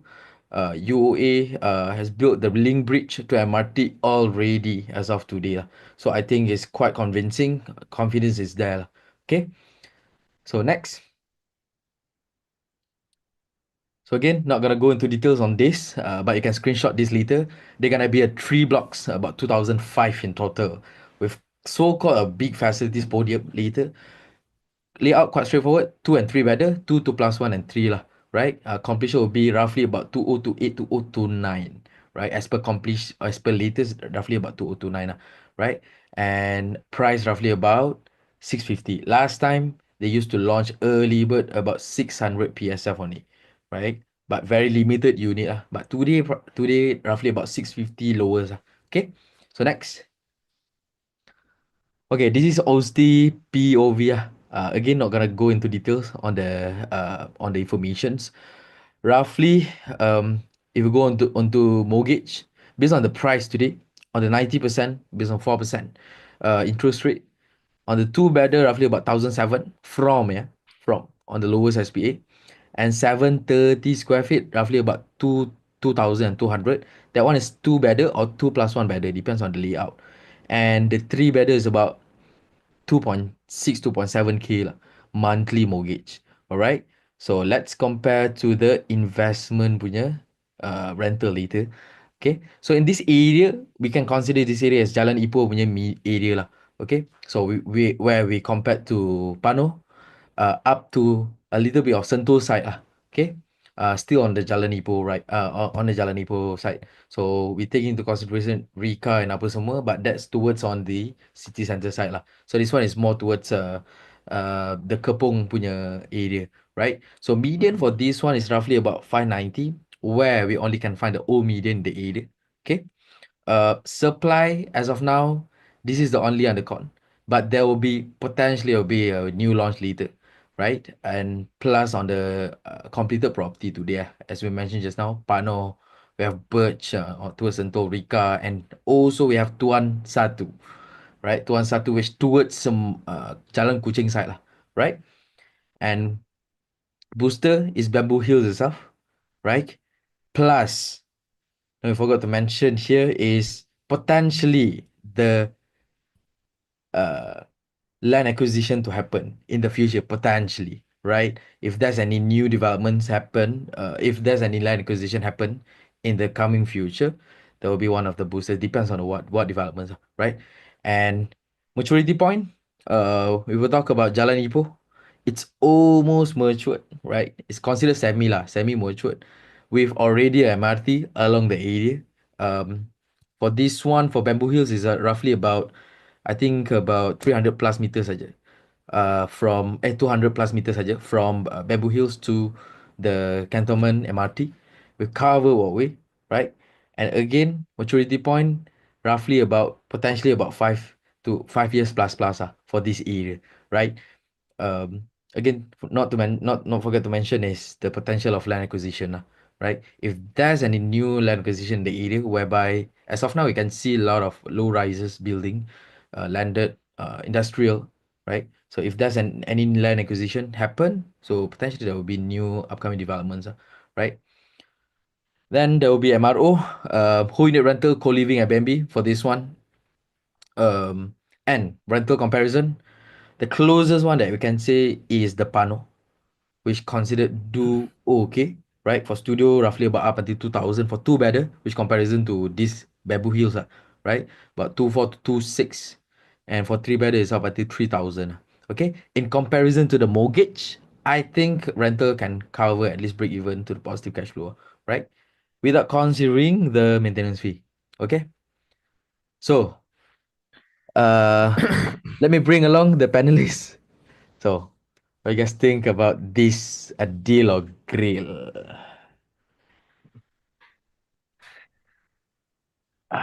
I think deal and grill though. Hmm. That's like just looking at it lah. I did Hmm. I didn't know that was called Bamboo Hill. Ah, It's a I've been Bamboo Hill to resident. I've been to the site, so like, I didn't know it was Bamboo Hill. Oh, so the only thing lacking for because Tuan one is there. So just now when we share the site experience, right? It's all landed houses, all old one. Then the best thing there is like Old Town Coffee, the best thing, right? So now I think this developer is very strategic in their placemaking activities, and they know how to really stir things up. So with a link bridge, pretty much solve everything. Then you have the Faizul's favorite sky deck, sky pool. That one. So that will be better. I don't. The only thing to complain about is the There's no sky density, pool, lah. right? The sky facility, but no sky pool, right? There's no Eh? sky pool. Oh, Yeah. ini bukan. Oh, itu The pool is bukan. on at level 8 lah. This is on the Oh, podium. yeah. But there are some sky facilities. Ada. So yeah. Yeah. They have pickleball court. Yes. Pickleball courts. Oh. One of the best Rena is gonna USP. buy already. Rena gonna buy 3. Yeah lah. So I think deal and grill. My take deal and grill. So own stay deal, investment grill. Okay. Straightforward. Albee. Due for own stay, commercial quite all right. Connectivity also quite okay. Something special is I because this is from UA product, right? So UA actually also manage commune living. So they sign this commune living care. So it's going to be more friendly for if you're seeking for some. It's not a hospital or medical center. It's just a maybe physio or TCM. So it's going to be similar concept what they have in the Cheras station. So because I think the developer also quite smart because from the location itself, they have a vibrancy of their convenience from the commercial, but they're still lacking if you're looking for like medical or something for this Jalan Ipoh or this specifically Bamboo Hill residents lah. Because you have to access through Duke, or if you come from Kepong, then you have to go U-turn to Jalan Ipoh lah. So I think they are quite smart. So they know what they are lacking. They will provide it. So for Onsewa, I will go for Duke. For investment, actually I also grew because of for me quite a number of supply because this is about 2005 units competing in this small piece of land. So price wise now 650 for this area, I would say a bit above the median, but not for this product if you are looking for investment. So not to say because the product is good. I mean the facility, this developer is all good, but just for slowly in terms of their price, I think I will go with grill for investment. That's my take. William? Same as the previous two, Iherng and Albee. Deal and grill deal because UA lor, and then Bamboo Hills. I saw the restaurant, the what a shape, very nice shape one. That one very nice, right? I think in front of the condo, if I stay there, wow, good I mean, good looking basically. So own stay deal definitely, right? Grill similar to Albee's one. I think this one, I mean, it's not near to any offices, right? Like a job hotspot. So investment wise, you're really looking someone who really want to like, I mean, either they work remotely or they need to like go from their house in Bamboo Hills to office, like, through the jam or so lah. Yeah, it's standalone. I think it's pretty much standalone development. I mean, of course it's retail, but yeah, kind of isolated, right? Like probably like Arte stuff. Right? I mean, location-wise lah, like quite isolated lah compared to other projects. So investment-wise, price for nothing much there yet, kind of a 650 per square feet, not so lah. So deal honestly grill for investment. Me, own stay deal. Obviously, I think they are very smart, as Albee mentioned. If they start to sell the house first, then commercial comes after. I think the reputation will be a little bit. I mean, the reputation will be a little bit. Um, so the reputation as of today will be even better due to the commercial. They played the placement of commercial first. I mean, they built the area, man, right? The area was nothing before. I mean, it's just an ordinary area, the Jalan Ipoh. It's just Jalan Ipoh. There's nothing much. Um, so I think they are very smart. They built the commercial first, then residence after, which if I were to stay there, I really like it, the area. Um, as well as I can still consider that as one my trophy buying untuk duduk dekat situ juga. Untuk investment deal juga. The price is not really cheap as of today, but considering UOA, considering the direct comparison, the Pano, plus the link bridge to MRT, and the location is okay. I mean, it's direct accessible to Duke Highway, Jalan Ipoh, also near to Jalan Kuching, right? So for me, okay at this kind of price point. And the confidence of Um, UA. Sorry, I have to add on a bit lah. I think just now when Zakri you present, right, like you say, ads wise quite spot on, kan, for the agents when they're promoting these bamboo hills. And when Iherng talk about APTR from developer side lah. So actually, I mean, I think the branded developer, right, they actually put more effort into like making sure they are agents or selling parties lah, not really. Oh, you're saying the rest are not taking heads. I mean, look at the ads and you know already. Which one take care more of their brand and image lah, like Sunway, Very interesting observation. I was thinking the same actually. Yeah, actually. So they will ask more actually. I mean, being agent myself before this not now. Sometimes when we deal with like branded developer, right? They really like keep emphasizing on, okay, don't put these kind of ads, these kind of details in your ads, right? They really emphasize on that. But some developers are more, you're okay lah. You as long as got sales, yeah, go all out, no problem, right? Because like what Iherng said lah, the hacks on the agency side, not on developer side. APDR start there. So yeah, so I'm not saying Arte is not the developer, but I'm saying UA and Sunway is. So yeah, that's just a quick add on lah. Make more sense now. Yeah. Okay. For me, if you look at the score that I decided to give, right? Own stay, I'm gonna give it 3.5 star. Investment will be 2. I think it's quite high. Or it's a bit on the high side for Jalan Ipoh. Own stay, I would love to have more amenities, for example. And today with this price point, it's actually quite close to V3 already.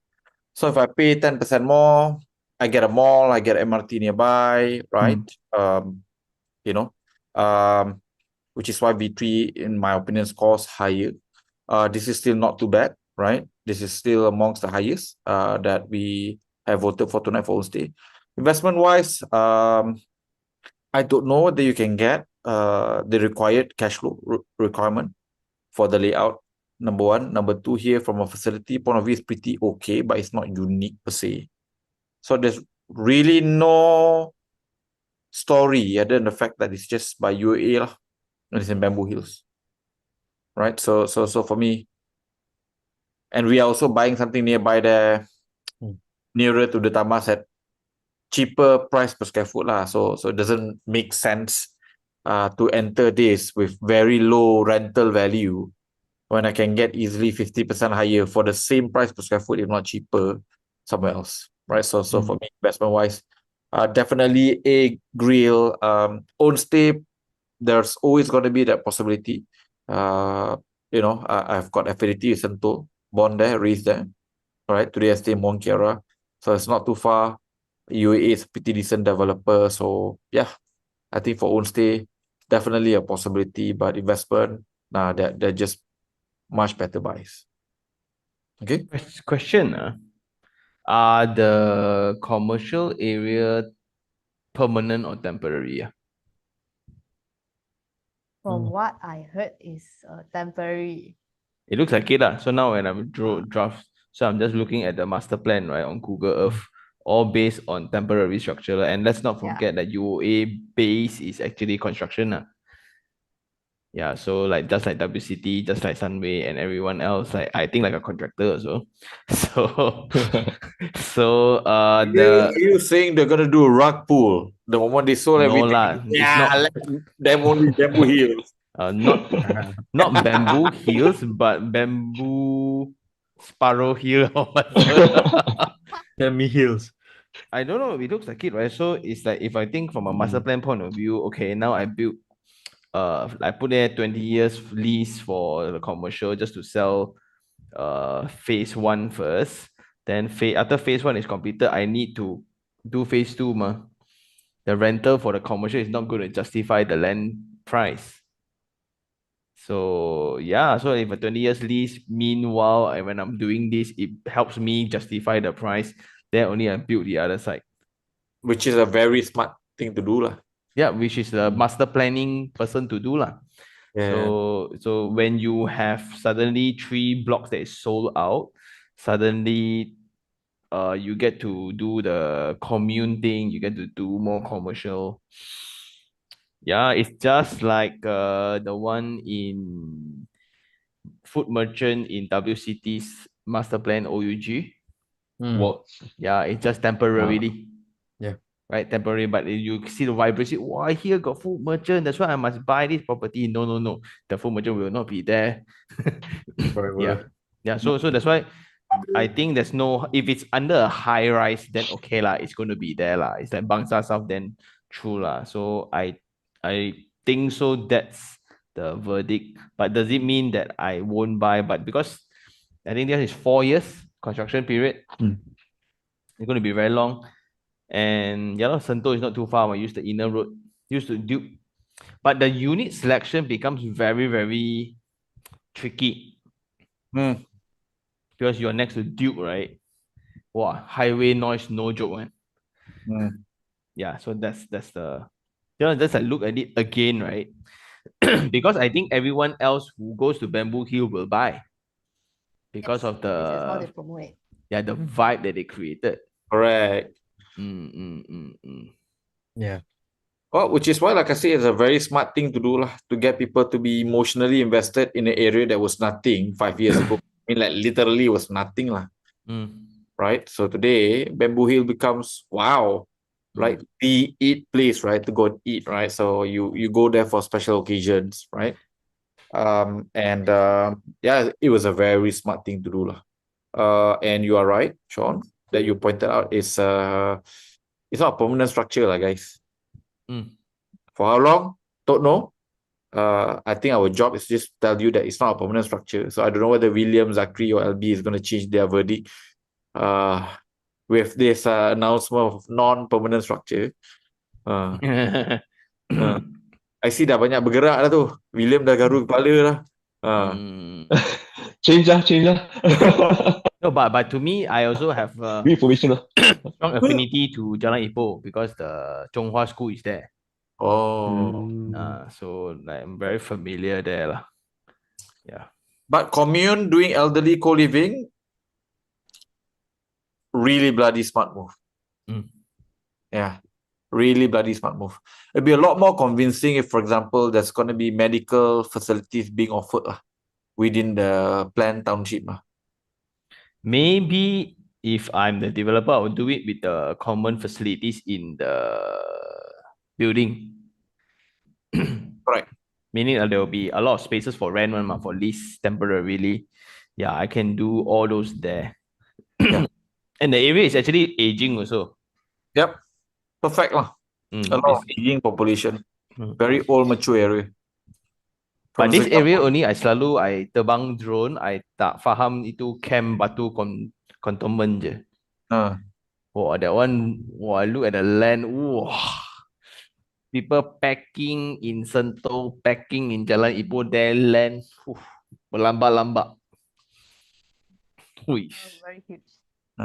Big. Yeah, lor. Okay, next. Okay, without further ado, we have one. This is Last actually one. going to be pre-launch, haven't launched. Okay, Radium Arena. This is in Old Klang Road. So, okay, what they advertise, this is gonna be cheapest compared to those 2 bedroom around this Old Klang Road. Okay, you can own a 3 bedroom for 440K in Old Klang Road. This is lower than 2 bedroom from the around one. 5 minutes to Mid Valley again. Okay, freehold with dual key. This is what they advertise lah. Okay, so what I think the real 5 minutes to USP Mid Valley again. Ayo, yeah, come on everyone Redeem agent. See you got UA, you got Sunway, all the agent all quite behave, nice, no. This one, see, can people marketing apa tu Bamboo Hill say 5 minutes to KLCC can mah? Betul. true, You jalan don't see kecil. them doing it. So Radium lah, Arte lah, ayo, developer tolonglah check sikit lah you punya agent. Unless you really don't care lah. But anyway, yeah, you guys know lah. We've got an issue with the 5 minute to Mid Valley, right? So it appears to me that everyone who says 5 minute to Mid Valley, unless they are SP Setia, is bullshit. Continue, Albee.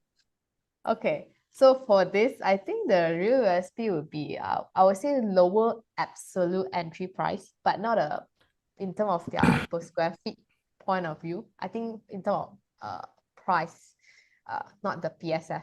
So for this old client, I think it's quite established, mature area. Everyone know eatery schools. Okay, quite all right. Connectivity strategy location lah for this. So these are the details. It's going to be a freehold. Price wise is about 600. Something to highlight here. Okay, their layout. So I say it's quite all right because their 3 bedroom is 700 square feet. This is why they can see their 3 bedroom is much more cheaper than those 2 bedroom around, because 2 bedroom around them probably is about 700 to 800 or much more bigger sizes. But this is 3 bedroom 700 square feet only. This is why I say prices wise, entry price wise quite okay. Per square foot wise, I don't think so it's the lowest or cheapest lah in this Old Klang Road. Okay, so nothing special about facilities. Accessibilities wise, okay, it's Old Klang Road. So in terms of their mortgage, from their pre-launch is about 1,008 from their mortgage price of viewer. So median for Old Klang Road today is about 630 per square foot. For new one, there's no transactions. Referring to those near to Radium Arena lah.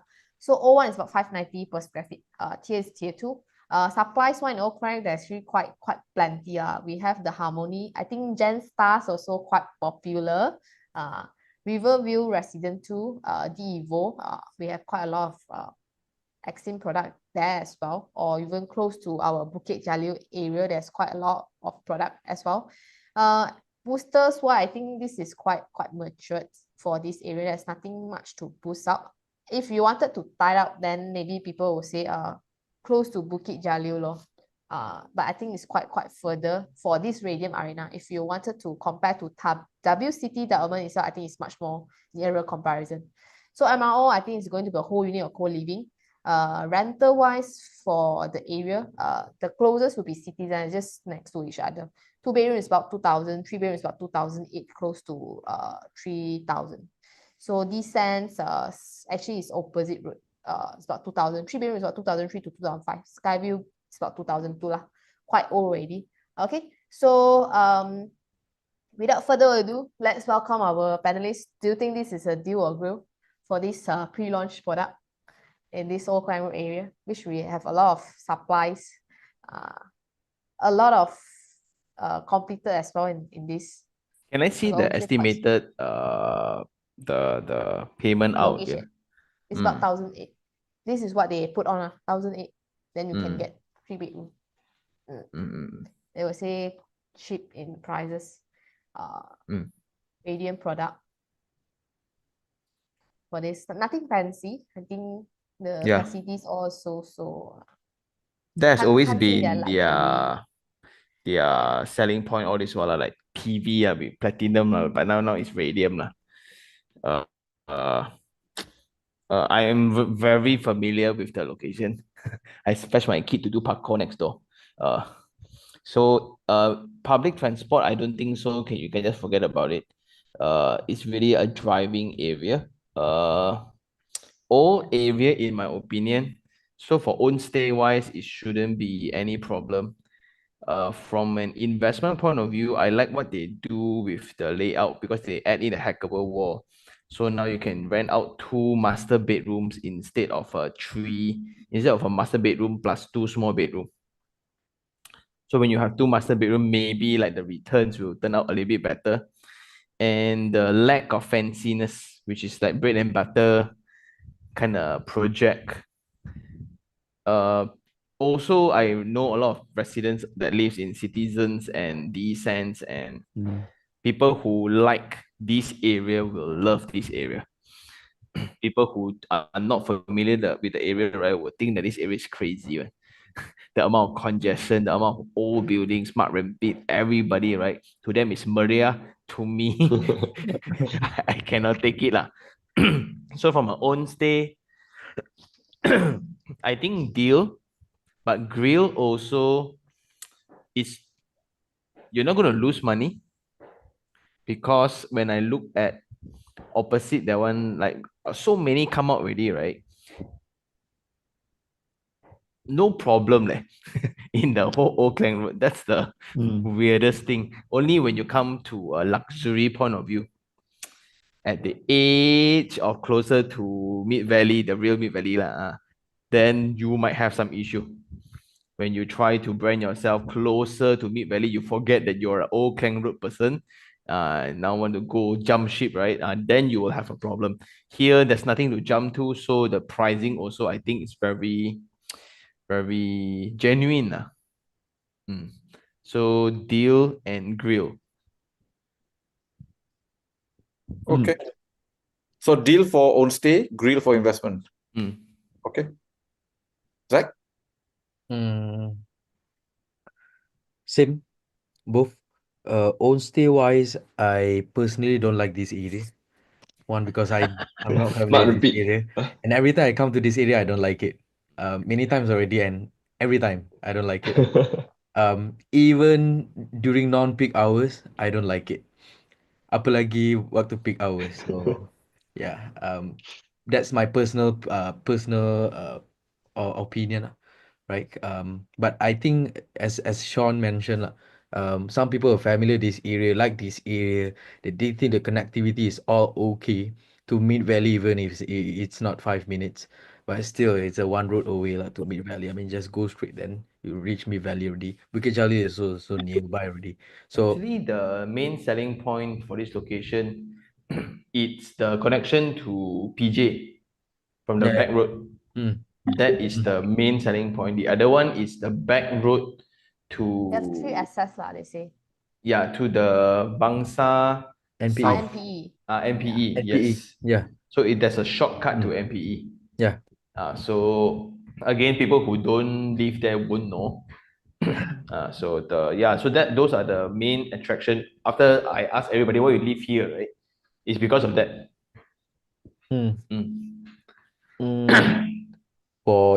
Not for own stay, for investment, probably.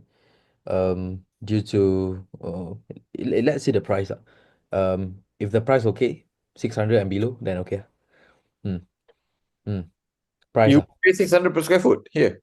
Okay. Sorry. Did I hear that correctly? Oh no! Okay. You ada label kat sini ke tau? Okay. Noah.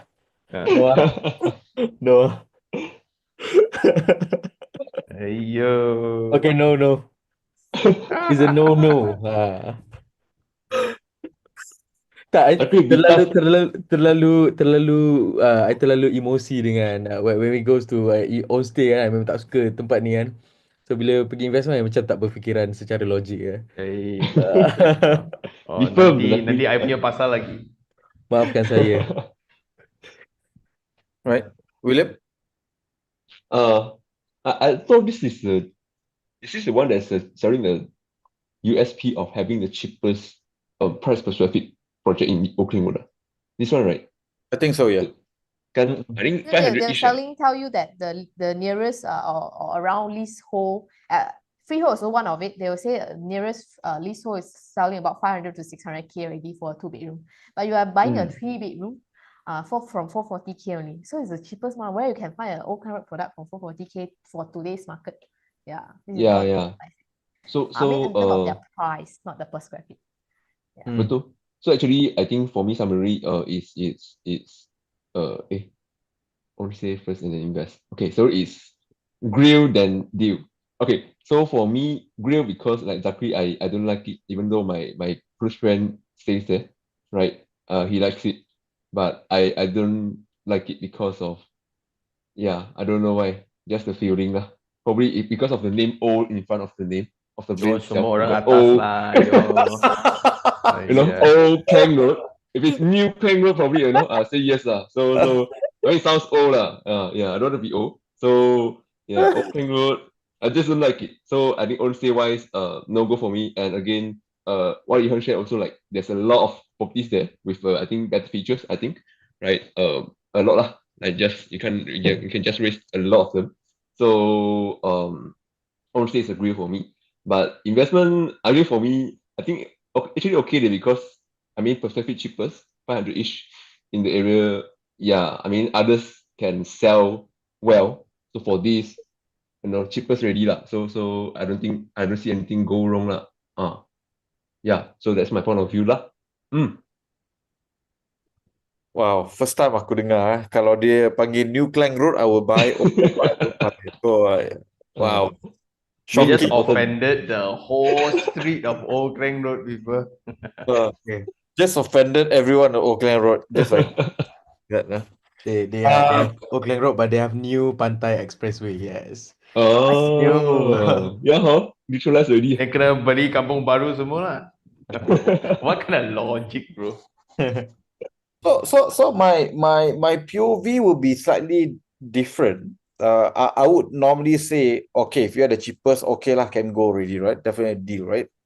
As of today, I no longer share that POV outright, because of the learnings that we had at FACAP, right? What we discovered that if you buy nice facilities, pretty unique facilities, right? You don't do very well in the first 12 months of VP. But 24, 36 months, it becomes very apparent, right? For example, there are a lot of cheap properties in Kepung, right? There are a lot of cheap properties in Kepung. Yet the 2-bedroom unit in Junio, which has got a nice rooftop pool, the best facilities, hands down, right? I would say top 10 in the last 5 years, anywhere in KL, can do 2008 in Kepung. Right? So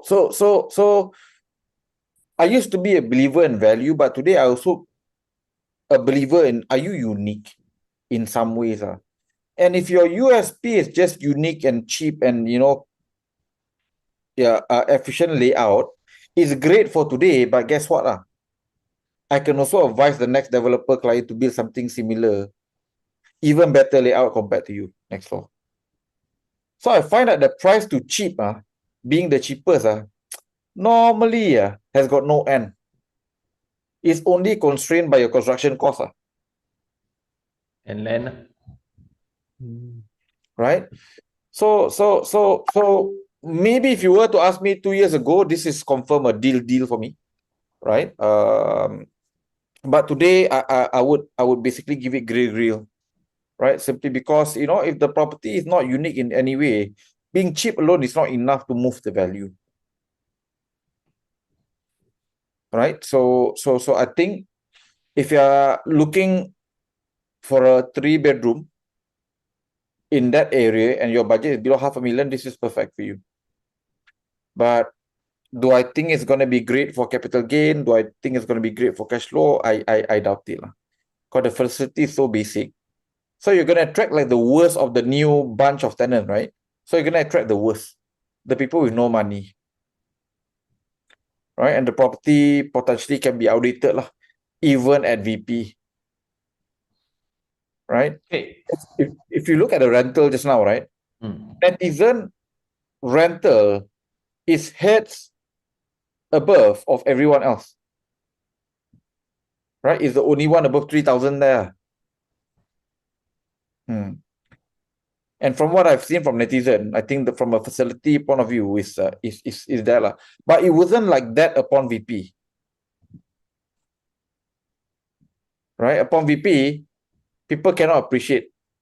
Today people can appreciate and they want to pay more to stay in Netizen, right? So which to me, I'm no longer looking for the lowest value producer lah. It cannot be so bad, which is the reason why it's low value lah. Yeah. So then goes to the rating, right? So again, for investment, I think the layout is quite efficient. I don't think you're gonna have problem getting to break-even rental here, right? So from an investment point of view, it's 3.5. Own stay is 3. Yeah, just the reason why I share what I share is because I think there gonna be a scenario whereby you buy the cheapest works, and there will be a scenario whereby if you are buying the cheapest, but you're not buying at below construction cost, right? Below replacement cost, there will always be risk that someone can be more efficient, someone can be cheaper than you.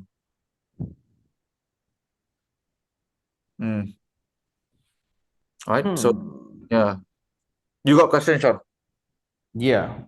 So when you say like Citizen, I've been to Citizen also, like looking at this, like their previous products also was not like the whole Wangsa Maju and Malawati is done by them.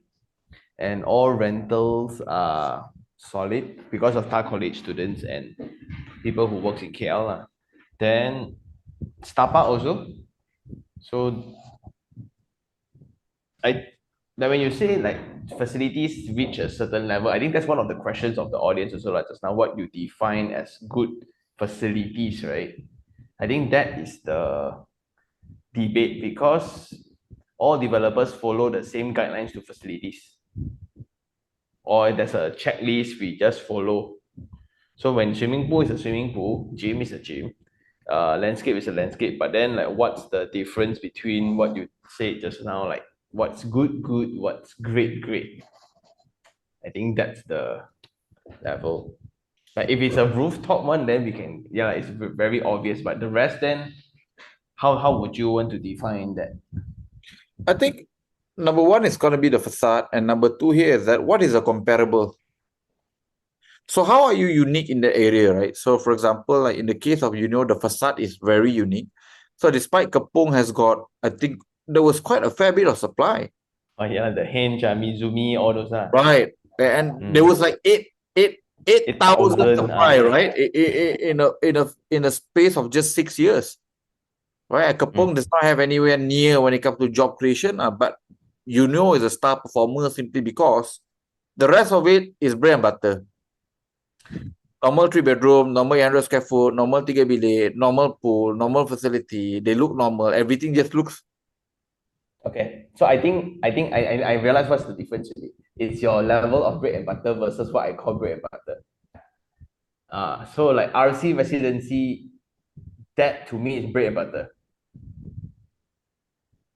It's like RC residency pool, right? Like the tiles, really nothing else, and just yeah. So okay, I get what you mean. But again, right, the definition of bread and butter is not the same for all areas. So the bread and butter in Auckland Road could be very different compared to Bukit Jalil, if you know what I mean. Yes. So for example, if you put nice tiles and whatnot, it's not even unique anymore in Bukit Jalil. Right? Because the standards are higher, right? And people are willing to pay higher. When you go to Mount Kera, what is bread and butter is again not the same as for Auckland Road. Well, it would be a great study to look at, like, let's say 600 per square feet. Like, let's say if you look into Segambut, the area with extra 1-200 ringgit, you can get such luxurious facilities. but then like here you get like kind of facility. So I guess it depends on the developer lah, whether they want fast sales, they want certainty of sales, because this product will move, right? Because it's the cheapest there is. It caters to those with budget of below 500,000, which is a lot. And in fact, they're basically launching it at a price point whereby it's unheard of in the last 10, 15 years. 10 years at least. I don't know about 15, but confirmed last 10 years is cheapest. Right? But also at the same time, at this 600 ringgit per square foot, can someone not come in and build a, instead of, what's the size of the three bedroom, Albee? About 700 plus. 770, right? So what's stopping a developer coming in to go and build a 750 square foot 3 bedroom and sell exactly at the same price point per square foot? Now suddenly that developer becomes the cheapest already. Yeah, so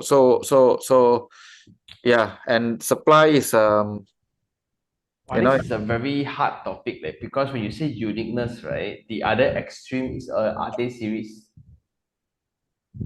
yeah. You get what I mean? So we are now in this spectrum.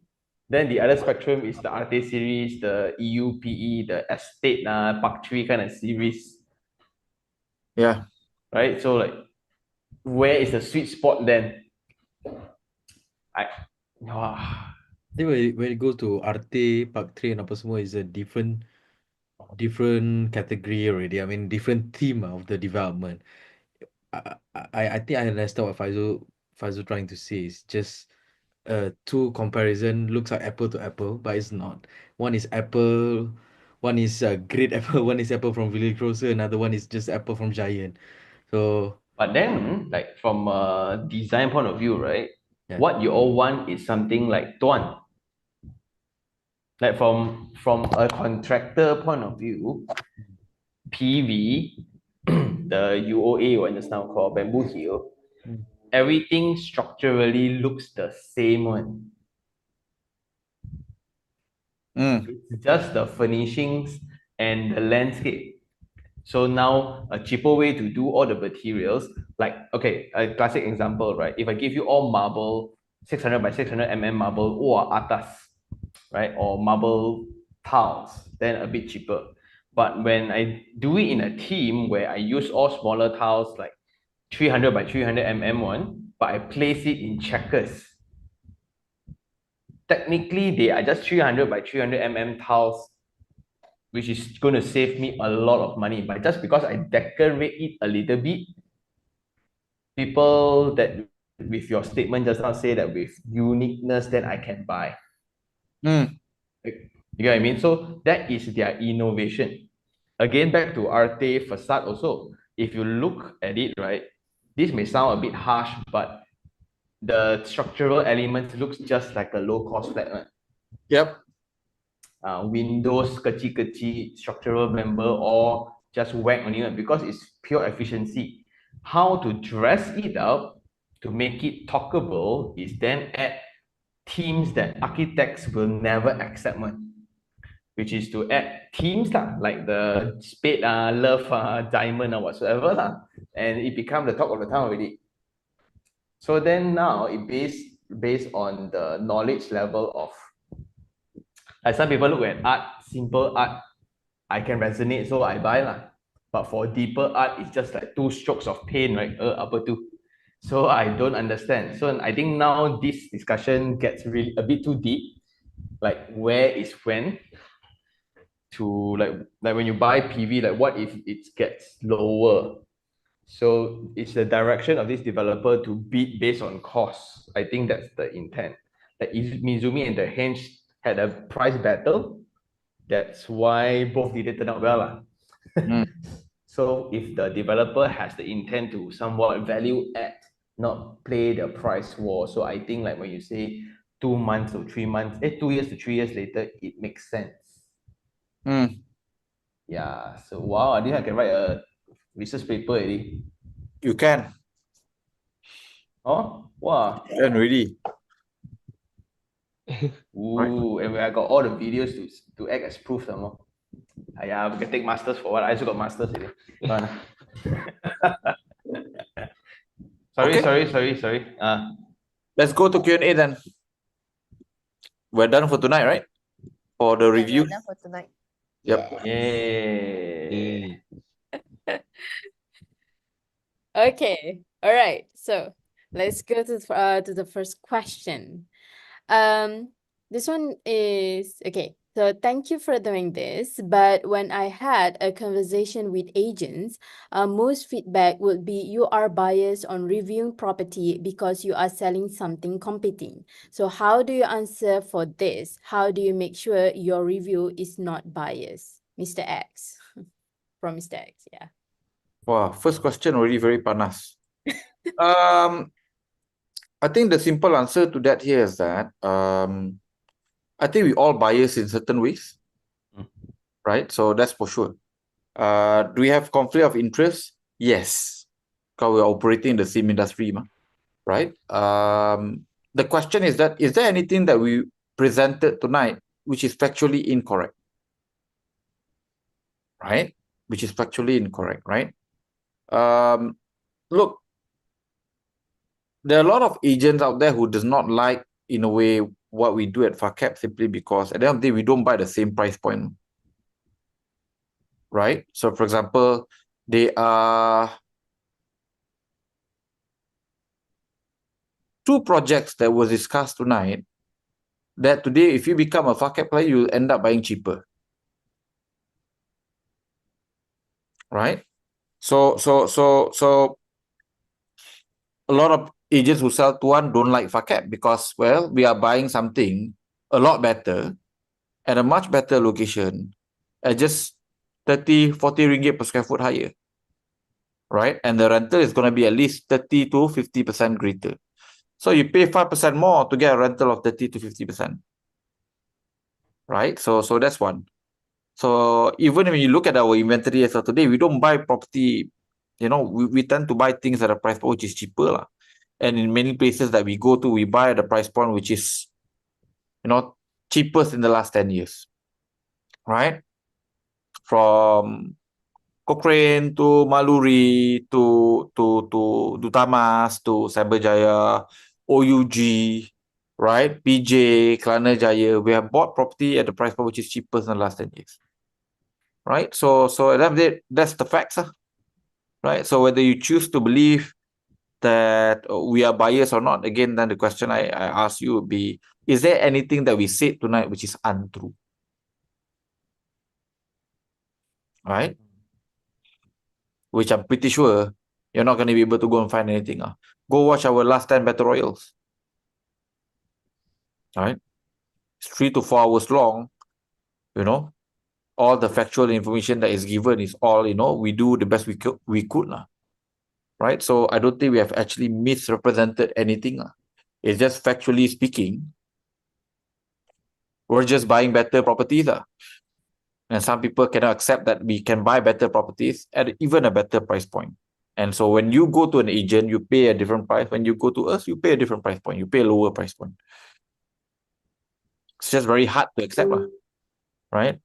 You will not see us putting an advertisement, this property is 5 minutes away to Mid Valley or KLCC. Even the property which is in the KLCC area, so we never market 5 minutes to Mid Valley. Sorry, to Twin Towers. Right? So yeah. I don't think we have done, and if there's there was an occasion that we did, please point out to me so that we can correct the wrong. We are quite happy to, admit our mistake and move on. All right. After all, we're not getting paid to go and do this. Right. And this is a 2 weeks, 3 weeks research that we presented, and we do our best. Okay. Next, please. All right. So next question is from Darren. A bit new to property investment field, can you share from any of this property can get 8% rental? Wow. If you believe the agent, go buy Arte. Right? So if you believe the agent, yeah. So I don't think any of the properties that we discussed tonight can get 8%. Right? there is a property that we are looking to launch next month, which is nearby one of the property that we discussed tonight, that potentially can get 8 to 9%. But it's not in the discussion tonight. All right. So if you want to know more about that property, you see the QR code ni, scan, join our group. Okay. Okay. All right. So next question is from Alvin. What do you think about buying property for a short-term rental? I think Sean has mentioned this many times in the last 10 Battle Royale. Anything you do short-term rental should make money, one. Sure can justify. Genting also make money, Langkawi also make money, KLCC also make money, Bukit Bintang also make money. Right? So the key here is that, can your property survive long-term rental? Right? And the short-term rental must be a bonus. So means the most ideal scenario for you guys looking to buy any property, long-term rental makes sense, but if you do short-term, you make more. But if you're buying short-term rental property just to break even, that's a lousy property lah. You should really run far, far away. Right? Also, to add on the potential risk for short-term stay also, I think we also mentioned before already. And I think I kind of had a more structured way of explanation. Nationwide, Malaysia can ban Airbnb. Statewide, Selangor can ban Airbnb. Then from a building point of view, JMB or MC can anytime ban Airbnb. So, and you don't really need to justify on just ban, then ban lah, right? So like if your only exit is to do Airbnb rental or short-term rentals, then you are gone case. So, but if it's the project where it's like a bonus kind of thing, long-term can already make sense, short-term is a bonus, but suddenly this restriction comes in, then go back to long-term lah. Yeah, so it's a safer play that way than to just depend. And also, why would people want to use Airbnb as a selling point if the long-term rental can cover? And if the rental can cover already the existing installment for the new buyers, right? It's a pricing mistake. Why would developer earn less? Correct. Right? So like when you tell the question is all of this property, which one can earn more than 8%, right? If they earn more than 8%, they would keep really. Why would they want to sell? Number one, and number two is they are also investors themselves. They are the biggest investors themselves. So everybody knows how to play the game now.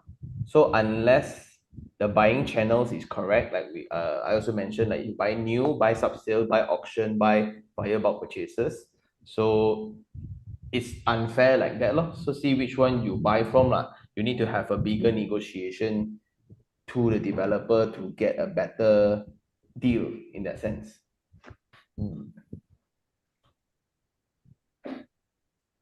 Okay. All right. So moving on to the next question. This one is from Ijmal. In what scenario the project in investment become 5-star? I think if you buy below median and you can get a positive cash flow of at least 500 ringgit, that it becomes 5-star. So you gotta buy it. We call it grade A lah, basically, right? So if you buy at 20% below median, right? So what the area is asking, right? And you can get a positive cash flow above 500 ringgit, it becomes 5-star. Such projects are normally very hard to come by. I'm talking about regular rental. I'm not talking about co-living. I'm just talking about regular long-term rental. Right? So like end of 2023, we got lucky because we got something in Bukit Bintang for 50% discount, right? But at that point of time, the rental in KL city center area wasn't as great as per today. So we are projecting a rental of 3.5 to about 4,000, right? So it was supposed to be a non-5-star, it was supposed to be a 2-star kind of like investment grade property, right? But Bukit Bintang 50% discount, right?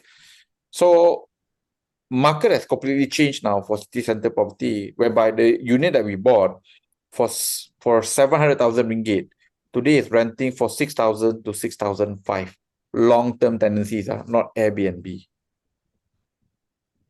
Right? So William owns one, so he beats Zakri because he rented too early at 5,005. But still, he's getting close to 9% return, but there are people who are now getting close to 11. Right? So in those scenarios, it becomes 5-star. Right? So the cash flow is great, and on top of that, you buy undervalued. That's what Sean was saying. There is a pricing mistake from the developer. So in the case of Bukit Bintang, it wasn't a pricing mistake lah, because the price point was 2004. It's a cash flow estimation mistake that forces them to sell at 50% discount. Right? So sometimes pricing, sometimes it's situational lah. I'm just forced to sell, therefore I have to sell at 30, 40, 50% discount. So I think there's always this misconception that Far Capital only sell expensive property. Hello, I bought cheapest in the last 10 years, either per square foot or net price. Right? So I cannot be buying expensive if I'm buying at a price point which is cheapest in the last 10 years. There's just no way.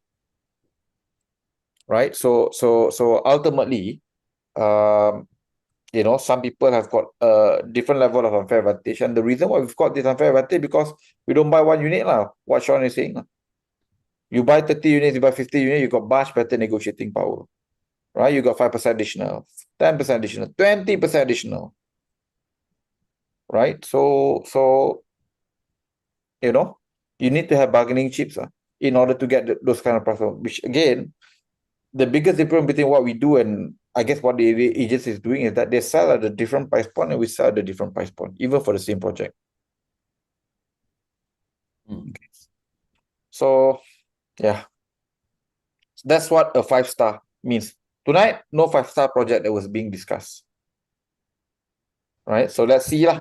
February, after Chinese New Year, maybe a few more exciting new launch. So we can see 5-star projects are being launched. But let's see. 5-star straight away can book. Terus take my money. I suspect by the time we get to discussing a 5-star project, there's no Gone more already. plane to be booked. If it's a 5-star, obvious, typically, yeah. Okay, next. Okay, so next question is from Kamarul. Hi, recently I met an agent to buy property. When I asked about FACAP, they say you guys helping developers selling overhang, overpriced, and not good, dalam kurungan tak laku property. So is it true? It's true, right? But at 50% discount, it's a good property lah. At the 10% discount, it's not a good property lah. Like I said lah, the Bukit Bintang one, at 2004, 2000, 1008, it's not a good property. At 1002, it's a phenomenal property.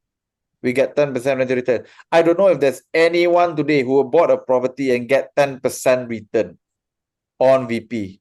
We are the only one. We have done it in Johor, we have done it in KL, we have done it in Selangor. Right? So I can provide proof, right?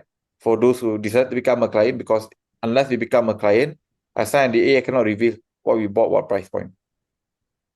Right? So are we selling overhang property? Yeah, correct. But we are selling at a price point. Let's say, for example, today we speak about Radium, right? Radium is going for about almost 600 ringgit per square foot, right? Today we are buying something nearby at 550. And guess what? We're not buying a medium cost condo. We are buying the highest spec, the most luxurious property you can buy in the OUG Auckland Road today. And we buy a 550 per square foot freehold. I got rooftop pool some more. Right? So when we give, let's say, for example, Radium a 3-star rating, it's not because we think Radium is bad. It's just that, look, we're just buying something a lot better lah. And we buy the cheaper price per square foot some more. Right? So we are doing overhang, right? Property and talaku, which is why we can get a 40% discount. If the developer were to sell it at 550 per square foot many years ago, dah habis lah, lama dah. But they wanted to sell at 900. Sebab tu tak laku. You drop it to 50%, 400, 500 ringgit per square foot, laku lah.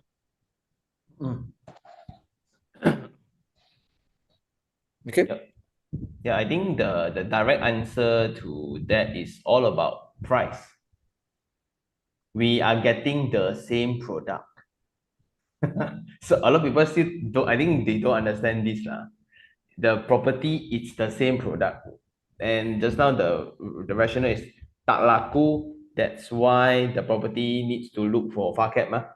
Yeah, And far cap only take at the price where it's beneficial to members. And correct, only when members buy, only it makes sense. correct. So, but if you look into the narration of the market, is every new purchase, new project, all cannot make money. Yeah, Yeah, because everybody buy at the initial price. correct. So all of it, because this is not sawi, this is not perishable goods, a lot of people, oh, tak laku or overhang or old products, right, means it's bad. No, the product is the same, just that like now you are buying an iPhone 13. No, it doesn't work that way. So it's the same phone, it's the same model, just that you buy at different price. A lot of people are very fearful of, oh, this one last time why they cannot sell, because must be something problem. No, the price is the only problem. There's nothing wrong. It's not like haunted or whatsoever. It's new. Yeah. Yeah. So, every project that we discussed today, you can see like we're quite code in terms of giving it anything above 4 star from investment point of view. But any project we discussed tonight, right? You give me 100 ringgit per square foot discount, everything becomes deal. You go from 50-50 to confirm we do a deal. Because, like what Sean was saying, it's all about price. What is my advantage when I buy? There's going to be 2,000, 3,000 people buying the same project. What's my advantage? If I buy the same price, I don't have any advantage. We don't buy the same price. So while people are struggling to make 6%, we are making 7, 8, 9, 10. Because why? Our price point is just different. Okay, so now I'm hesitating to say this statement, but whatever, right, with the spirit of the show. For those who buy directly from agents in the sales gallery, right? You guys are the reasons why investors like us are making money. It's the So, truth lah. Because you are paying retail, right? Right? And you're also the reason why we cannot do more deals. Because if the developer can sell to you at 700 ringgit per square foot and you believe it's a good buy, why should they sell it at 550? Right? They will only sell it at 550 when no one wants to buy it at 700 or 600 ringgit per square foot. But the market behaves in a way whereby the majority wins, even though the majority is wrong. Right? Yeah. So, is KLCC worth 3,000 per square foot? Fuck no. Oh my God. Is it worth 1,800 ringgit per square foot? Fuck no. No way. But if people continue to buy 1,008, 2,000 ringgit per square foot, there is no incentive or motivation for the developer to begin to consider doing it at 1,005. Because they are there to maximize profit out of their launch. Right? So people always think that we are bad forces for the industry. No. I make property price cheaper. Literally. Right? I'm not sending William to Swiss. Oh. Or Tak pergi Hokkaido Hokkaido. Grab. Right? Paling si lemak burung hantu je dekat Altamas tu. See? Who was the audience again and the name? Hey, hello? Ajar yang tanya tadi siapa? Oh, Kamarul. Oh, yeah lah. So I hope that statement punched through, right? Because once you get it, how the market works, right? Suddenly, it's very eye-opening, right?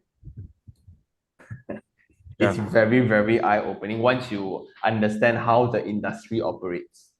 So if you're new here for the first time, right, this might be like overwhelming. What is these people all doing, right?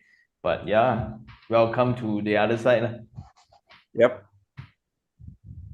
Let's go, Hajar. Next question. Okay, next question is from Mior. What defines good facility for good investment? I think we've covered that already. Right. Depending on area, what is the standard for the area? What's the bread and butter for the area? Bread and butter for Mount Kera tak sama macam Auckland Road. Tak sama macam kat Subang. Right? So depends on the area. Okay. So also come from him, from investment POV, if such developments such as SV3 already in the third phase, would investment be difficult due to price or rental war in between the series itself? So I think which is why it's important to understand 7 criteria, right? Your new property will always beat the old property. If everything is the same, the newer property will always beat the old property upon completion. So I was a little bit shocked to learn that Sean's friend who bought SB2 all quite happy, right? If I were them, I would be very worried lah, knowing that someone is buying at the price point of 50 to 100 ringgit per square foot cheaper, right, compared to them.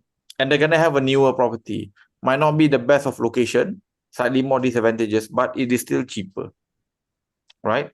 So I think if that is the final phase of Sunway, so the safest thing that you can have bought in the whole of SB is SV3. Not 1, not 2, not 3. Not number 2, not number 1. Not SV. Right? So in the event of a bloodbath or oversupply in the area, who's going to win? Number 1, the one with the best facilities, and normally the newest is going to win. Right? And then if you're not the newest, but you still have the best facility, you're still going to win. So the next 1 to 2 years, as we enter this property buran, what you will see is a lot more mass market launches, reasonably priced below 600 ringgit per square foot. For developer wants sales. Okay? But mark my words, starting from 2026 onwards, you're going to see improvement in quality and also a significant improvement in the asking prices, as they are trying to justify the premium in order to make more profit.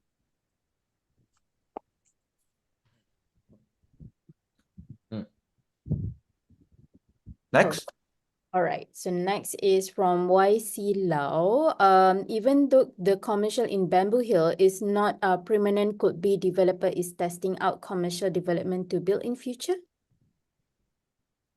So I'm not sure what's the question. I think it's more of a statement, right? I mean, look, we like UAE lah. So UAE is very credible as far as building mixed development is concerned.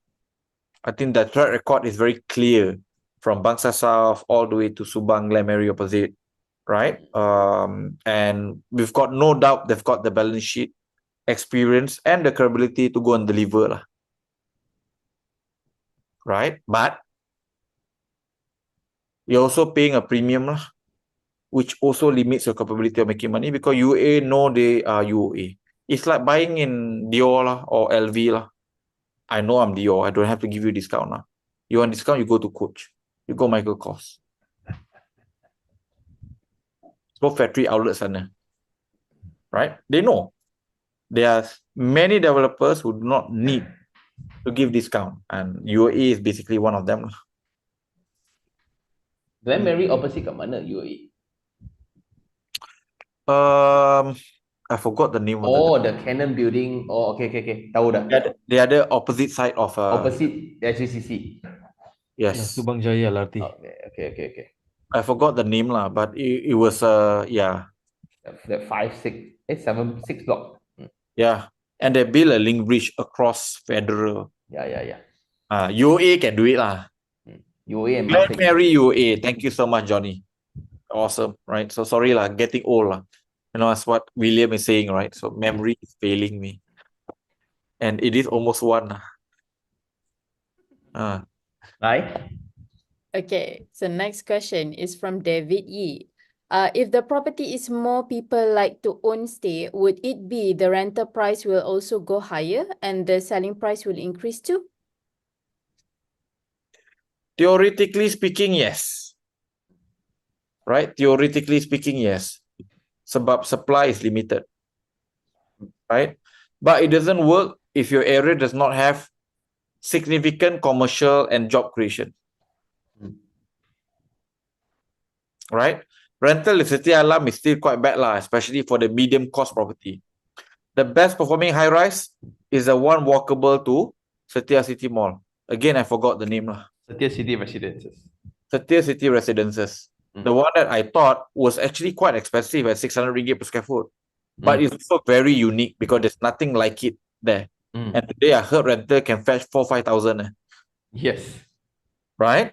Yeah. Again, when you are unique, right? You are the best, you are unique, and you got job creation, you got commercial, then naik. But then you cannot say the same for the medium cost housing that has got very little facilities. And thousands of units are all selling for 300,000. All right. So cheap doesn't mean good. best. You have to understand. If then there's too many supply competing, then you can be royally screwed even though you're the cheapest. So this, I think this theory works in just now. I think the keyword just now was a mix. The building needs to have a mix of tenants and own stay. Only there will be good returns. I think if it's all own stay also, it wouldn't make sense also. Meaning it's all driven by very local demand. I think KL a bit less. If you just look into further areas, right? So those no action, right? But then when you have a mix of change of space and things like that, then you can see more vibrancy. But speaking of Setia City Residences, I reviewed that right after COVID, and they throw price a little bit, developer. Wow. So I didn't buy that, but I bought a townhouse in the other side better. Okay. The semi-D is renting of 5,000 or so there. So this Eco Gardens lah. Okay. Okay. Exciting. Right. So moving on to the next question. This one is come from C. Some older Mon Kiara units, for example, Palma, are priced not too far per square foot versus all these new projects. Would an old but proven property in a popular matured area be a safer investment? There's a reason why old properties are cheap. And the reason why the old properties are cheap because the rentals are cheap. Right? So for example, nearby Palma, we bought a couple of blocks. If you know where 163 is, right? Today is known as Sunway 163 Mall. On top of it, we bought it at about 900 ringgit per square foot. Right? Today rental there is anything between a 6 to 7 ringgit per square foot. You go and calculate the yield today, is more than 8%. Yet the rental in Palma has not moved in the last 10 years. Right? So the reason why these things are cheap, it is because the rental also is cheap. Because why? If you are given the preference of new versus old, most people for the same price point will always pick new property, which is why we have the new versus old premium. Right? So for us at FACAP, anytime the premium of new property versus the old property nearby is less than 20%, we always whack the new property. Which is why for V3, it's quite highly rated despite of the density and the supplies, because when you compare with the supply of old property nearby, it's actually less than 20%. If you look at the median of new property, it is actually lower. So we got no doubt, for example, like V3 is going to do quite okay. Right? The only reason why it didn't score higher because, well, there's something better coming along. Right? That's it. So that one will get 5 star. So old property has got old rental rate. So for example, a 3-bedroom in Palma today maybe 3,000, 3,005, maximum 3,008. But a 2-bedroom in Oak, you can actually fetch 6,000 all the way to 6,005. All right. My unit there has just gotten an offer roughly about 1,001 per square foot. Cash purchase. Wow. 恭喜發財啊！ Not enough lah. My staff making 400,000 in Pudu, bro. Aiyo. Mana boleh ambil 200,000 je. Malu lah. Ui. So I told my JV partner, we've got 7 units there. I said, let's keep it. I think next year we can make 100K more. So at least at 300K profit, okay lah, meaningful lah. Split by 2, 150 each. Kali dengan 7, okay lah, 1 million a piece. Oh, he You know- buy all 7 ah? Huh? 7 lah. Only 7 lah. No, I mean the buyer who wants to buy. Huh? The offer that you got is For one all. unit. Oh, wow. One unit All cash. 7. I also, you give me a call. One unit by cash purchase. So you know, like if they take loan, they probably pay 5% higher. But I'm thinking that 1 year from now, 1.5 year from now, it'll easily be 100,000 more. So yeah, we're keeping lah. Why?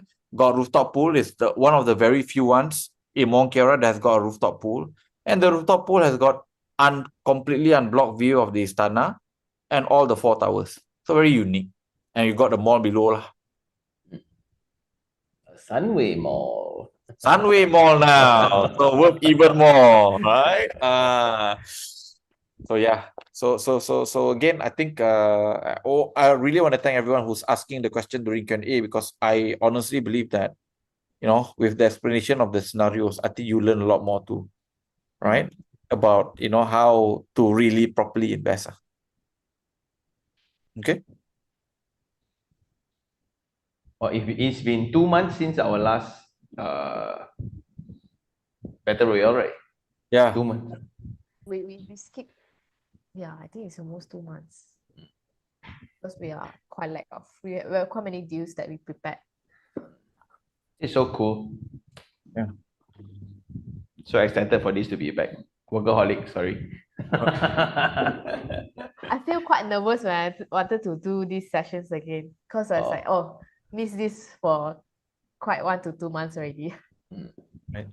Okay. Well, I hope you guys enjoyed tonight. And for those who are looking to participate in any of our upcoming good deals, please scan the QR code. Join our webinar next week for those who are intending to become a client. Right, it's going to be our first session for the year. And if you are looking to join a proper 5-star rating investment, again we have to justify, right? Please scan the QR code, and I guess we'll see you next week in next week's webinar. Right. So with that, thank you all the panelists. Thank you, Albee, for preparing the presentation today, Zach. Thank you, William. Thank you, Sean, for allocating your busy time to educate everyone. I guess, people just love our honest, brutal sharing, right? And I don't think people can get it anywhere else, right? So I think the biggest compliment I think we could have gotten is that when I went to Vietnam, right, this guy came and say, I'm a big fan of yours and Sean.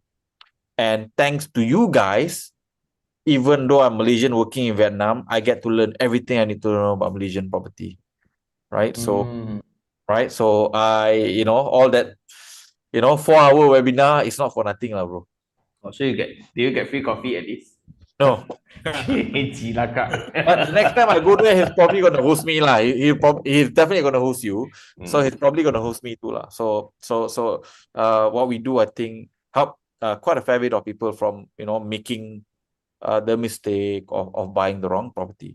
So with that, I guess I'll see you guys in February. And for our for everyone that we never met before New Year, Happy New Year. February, Yeah, next one will be February.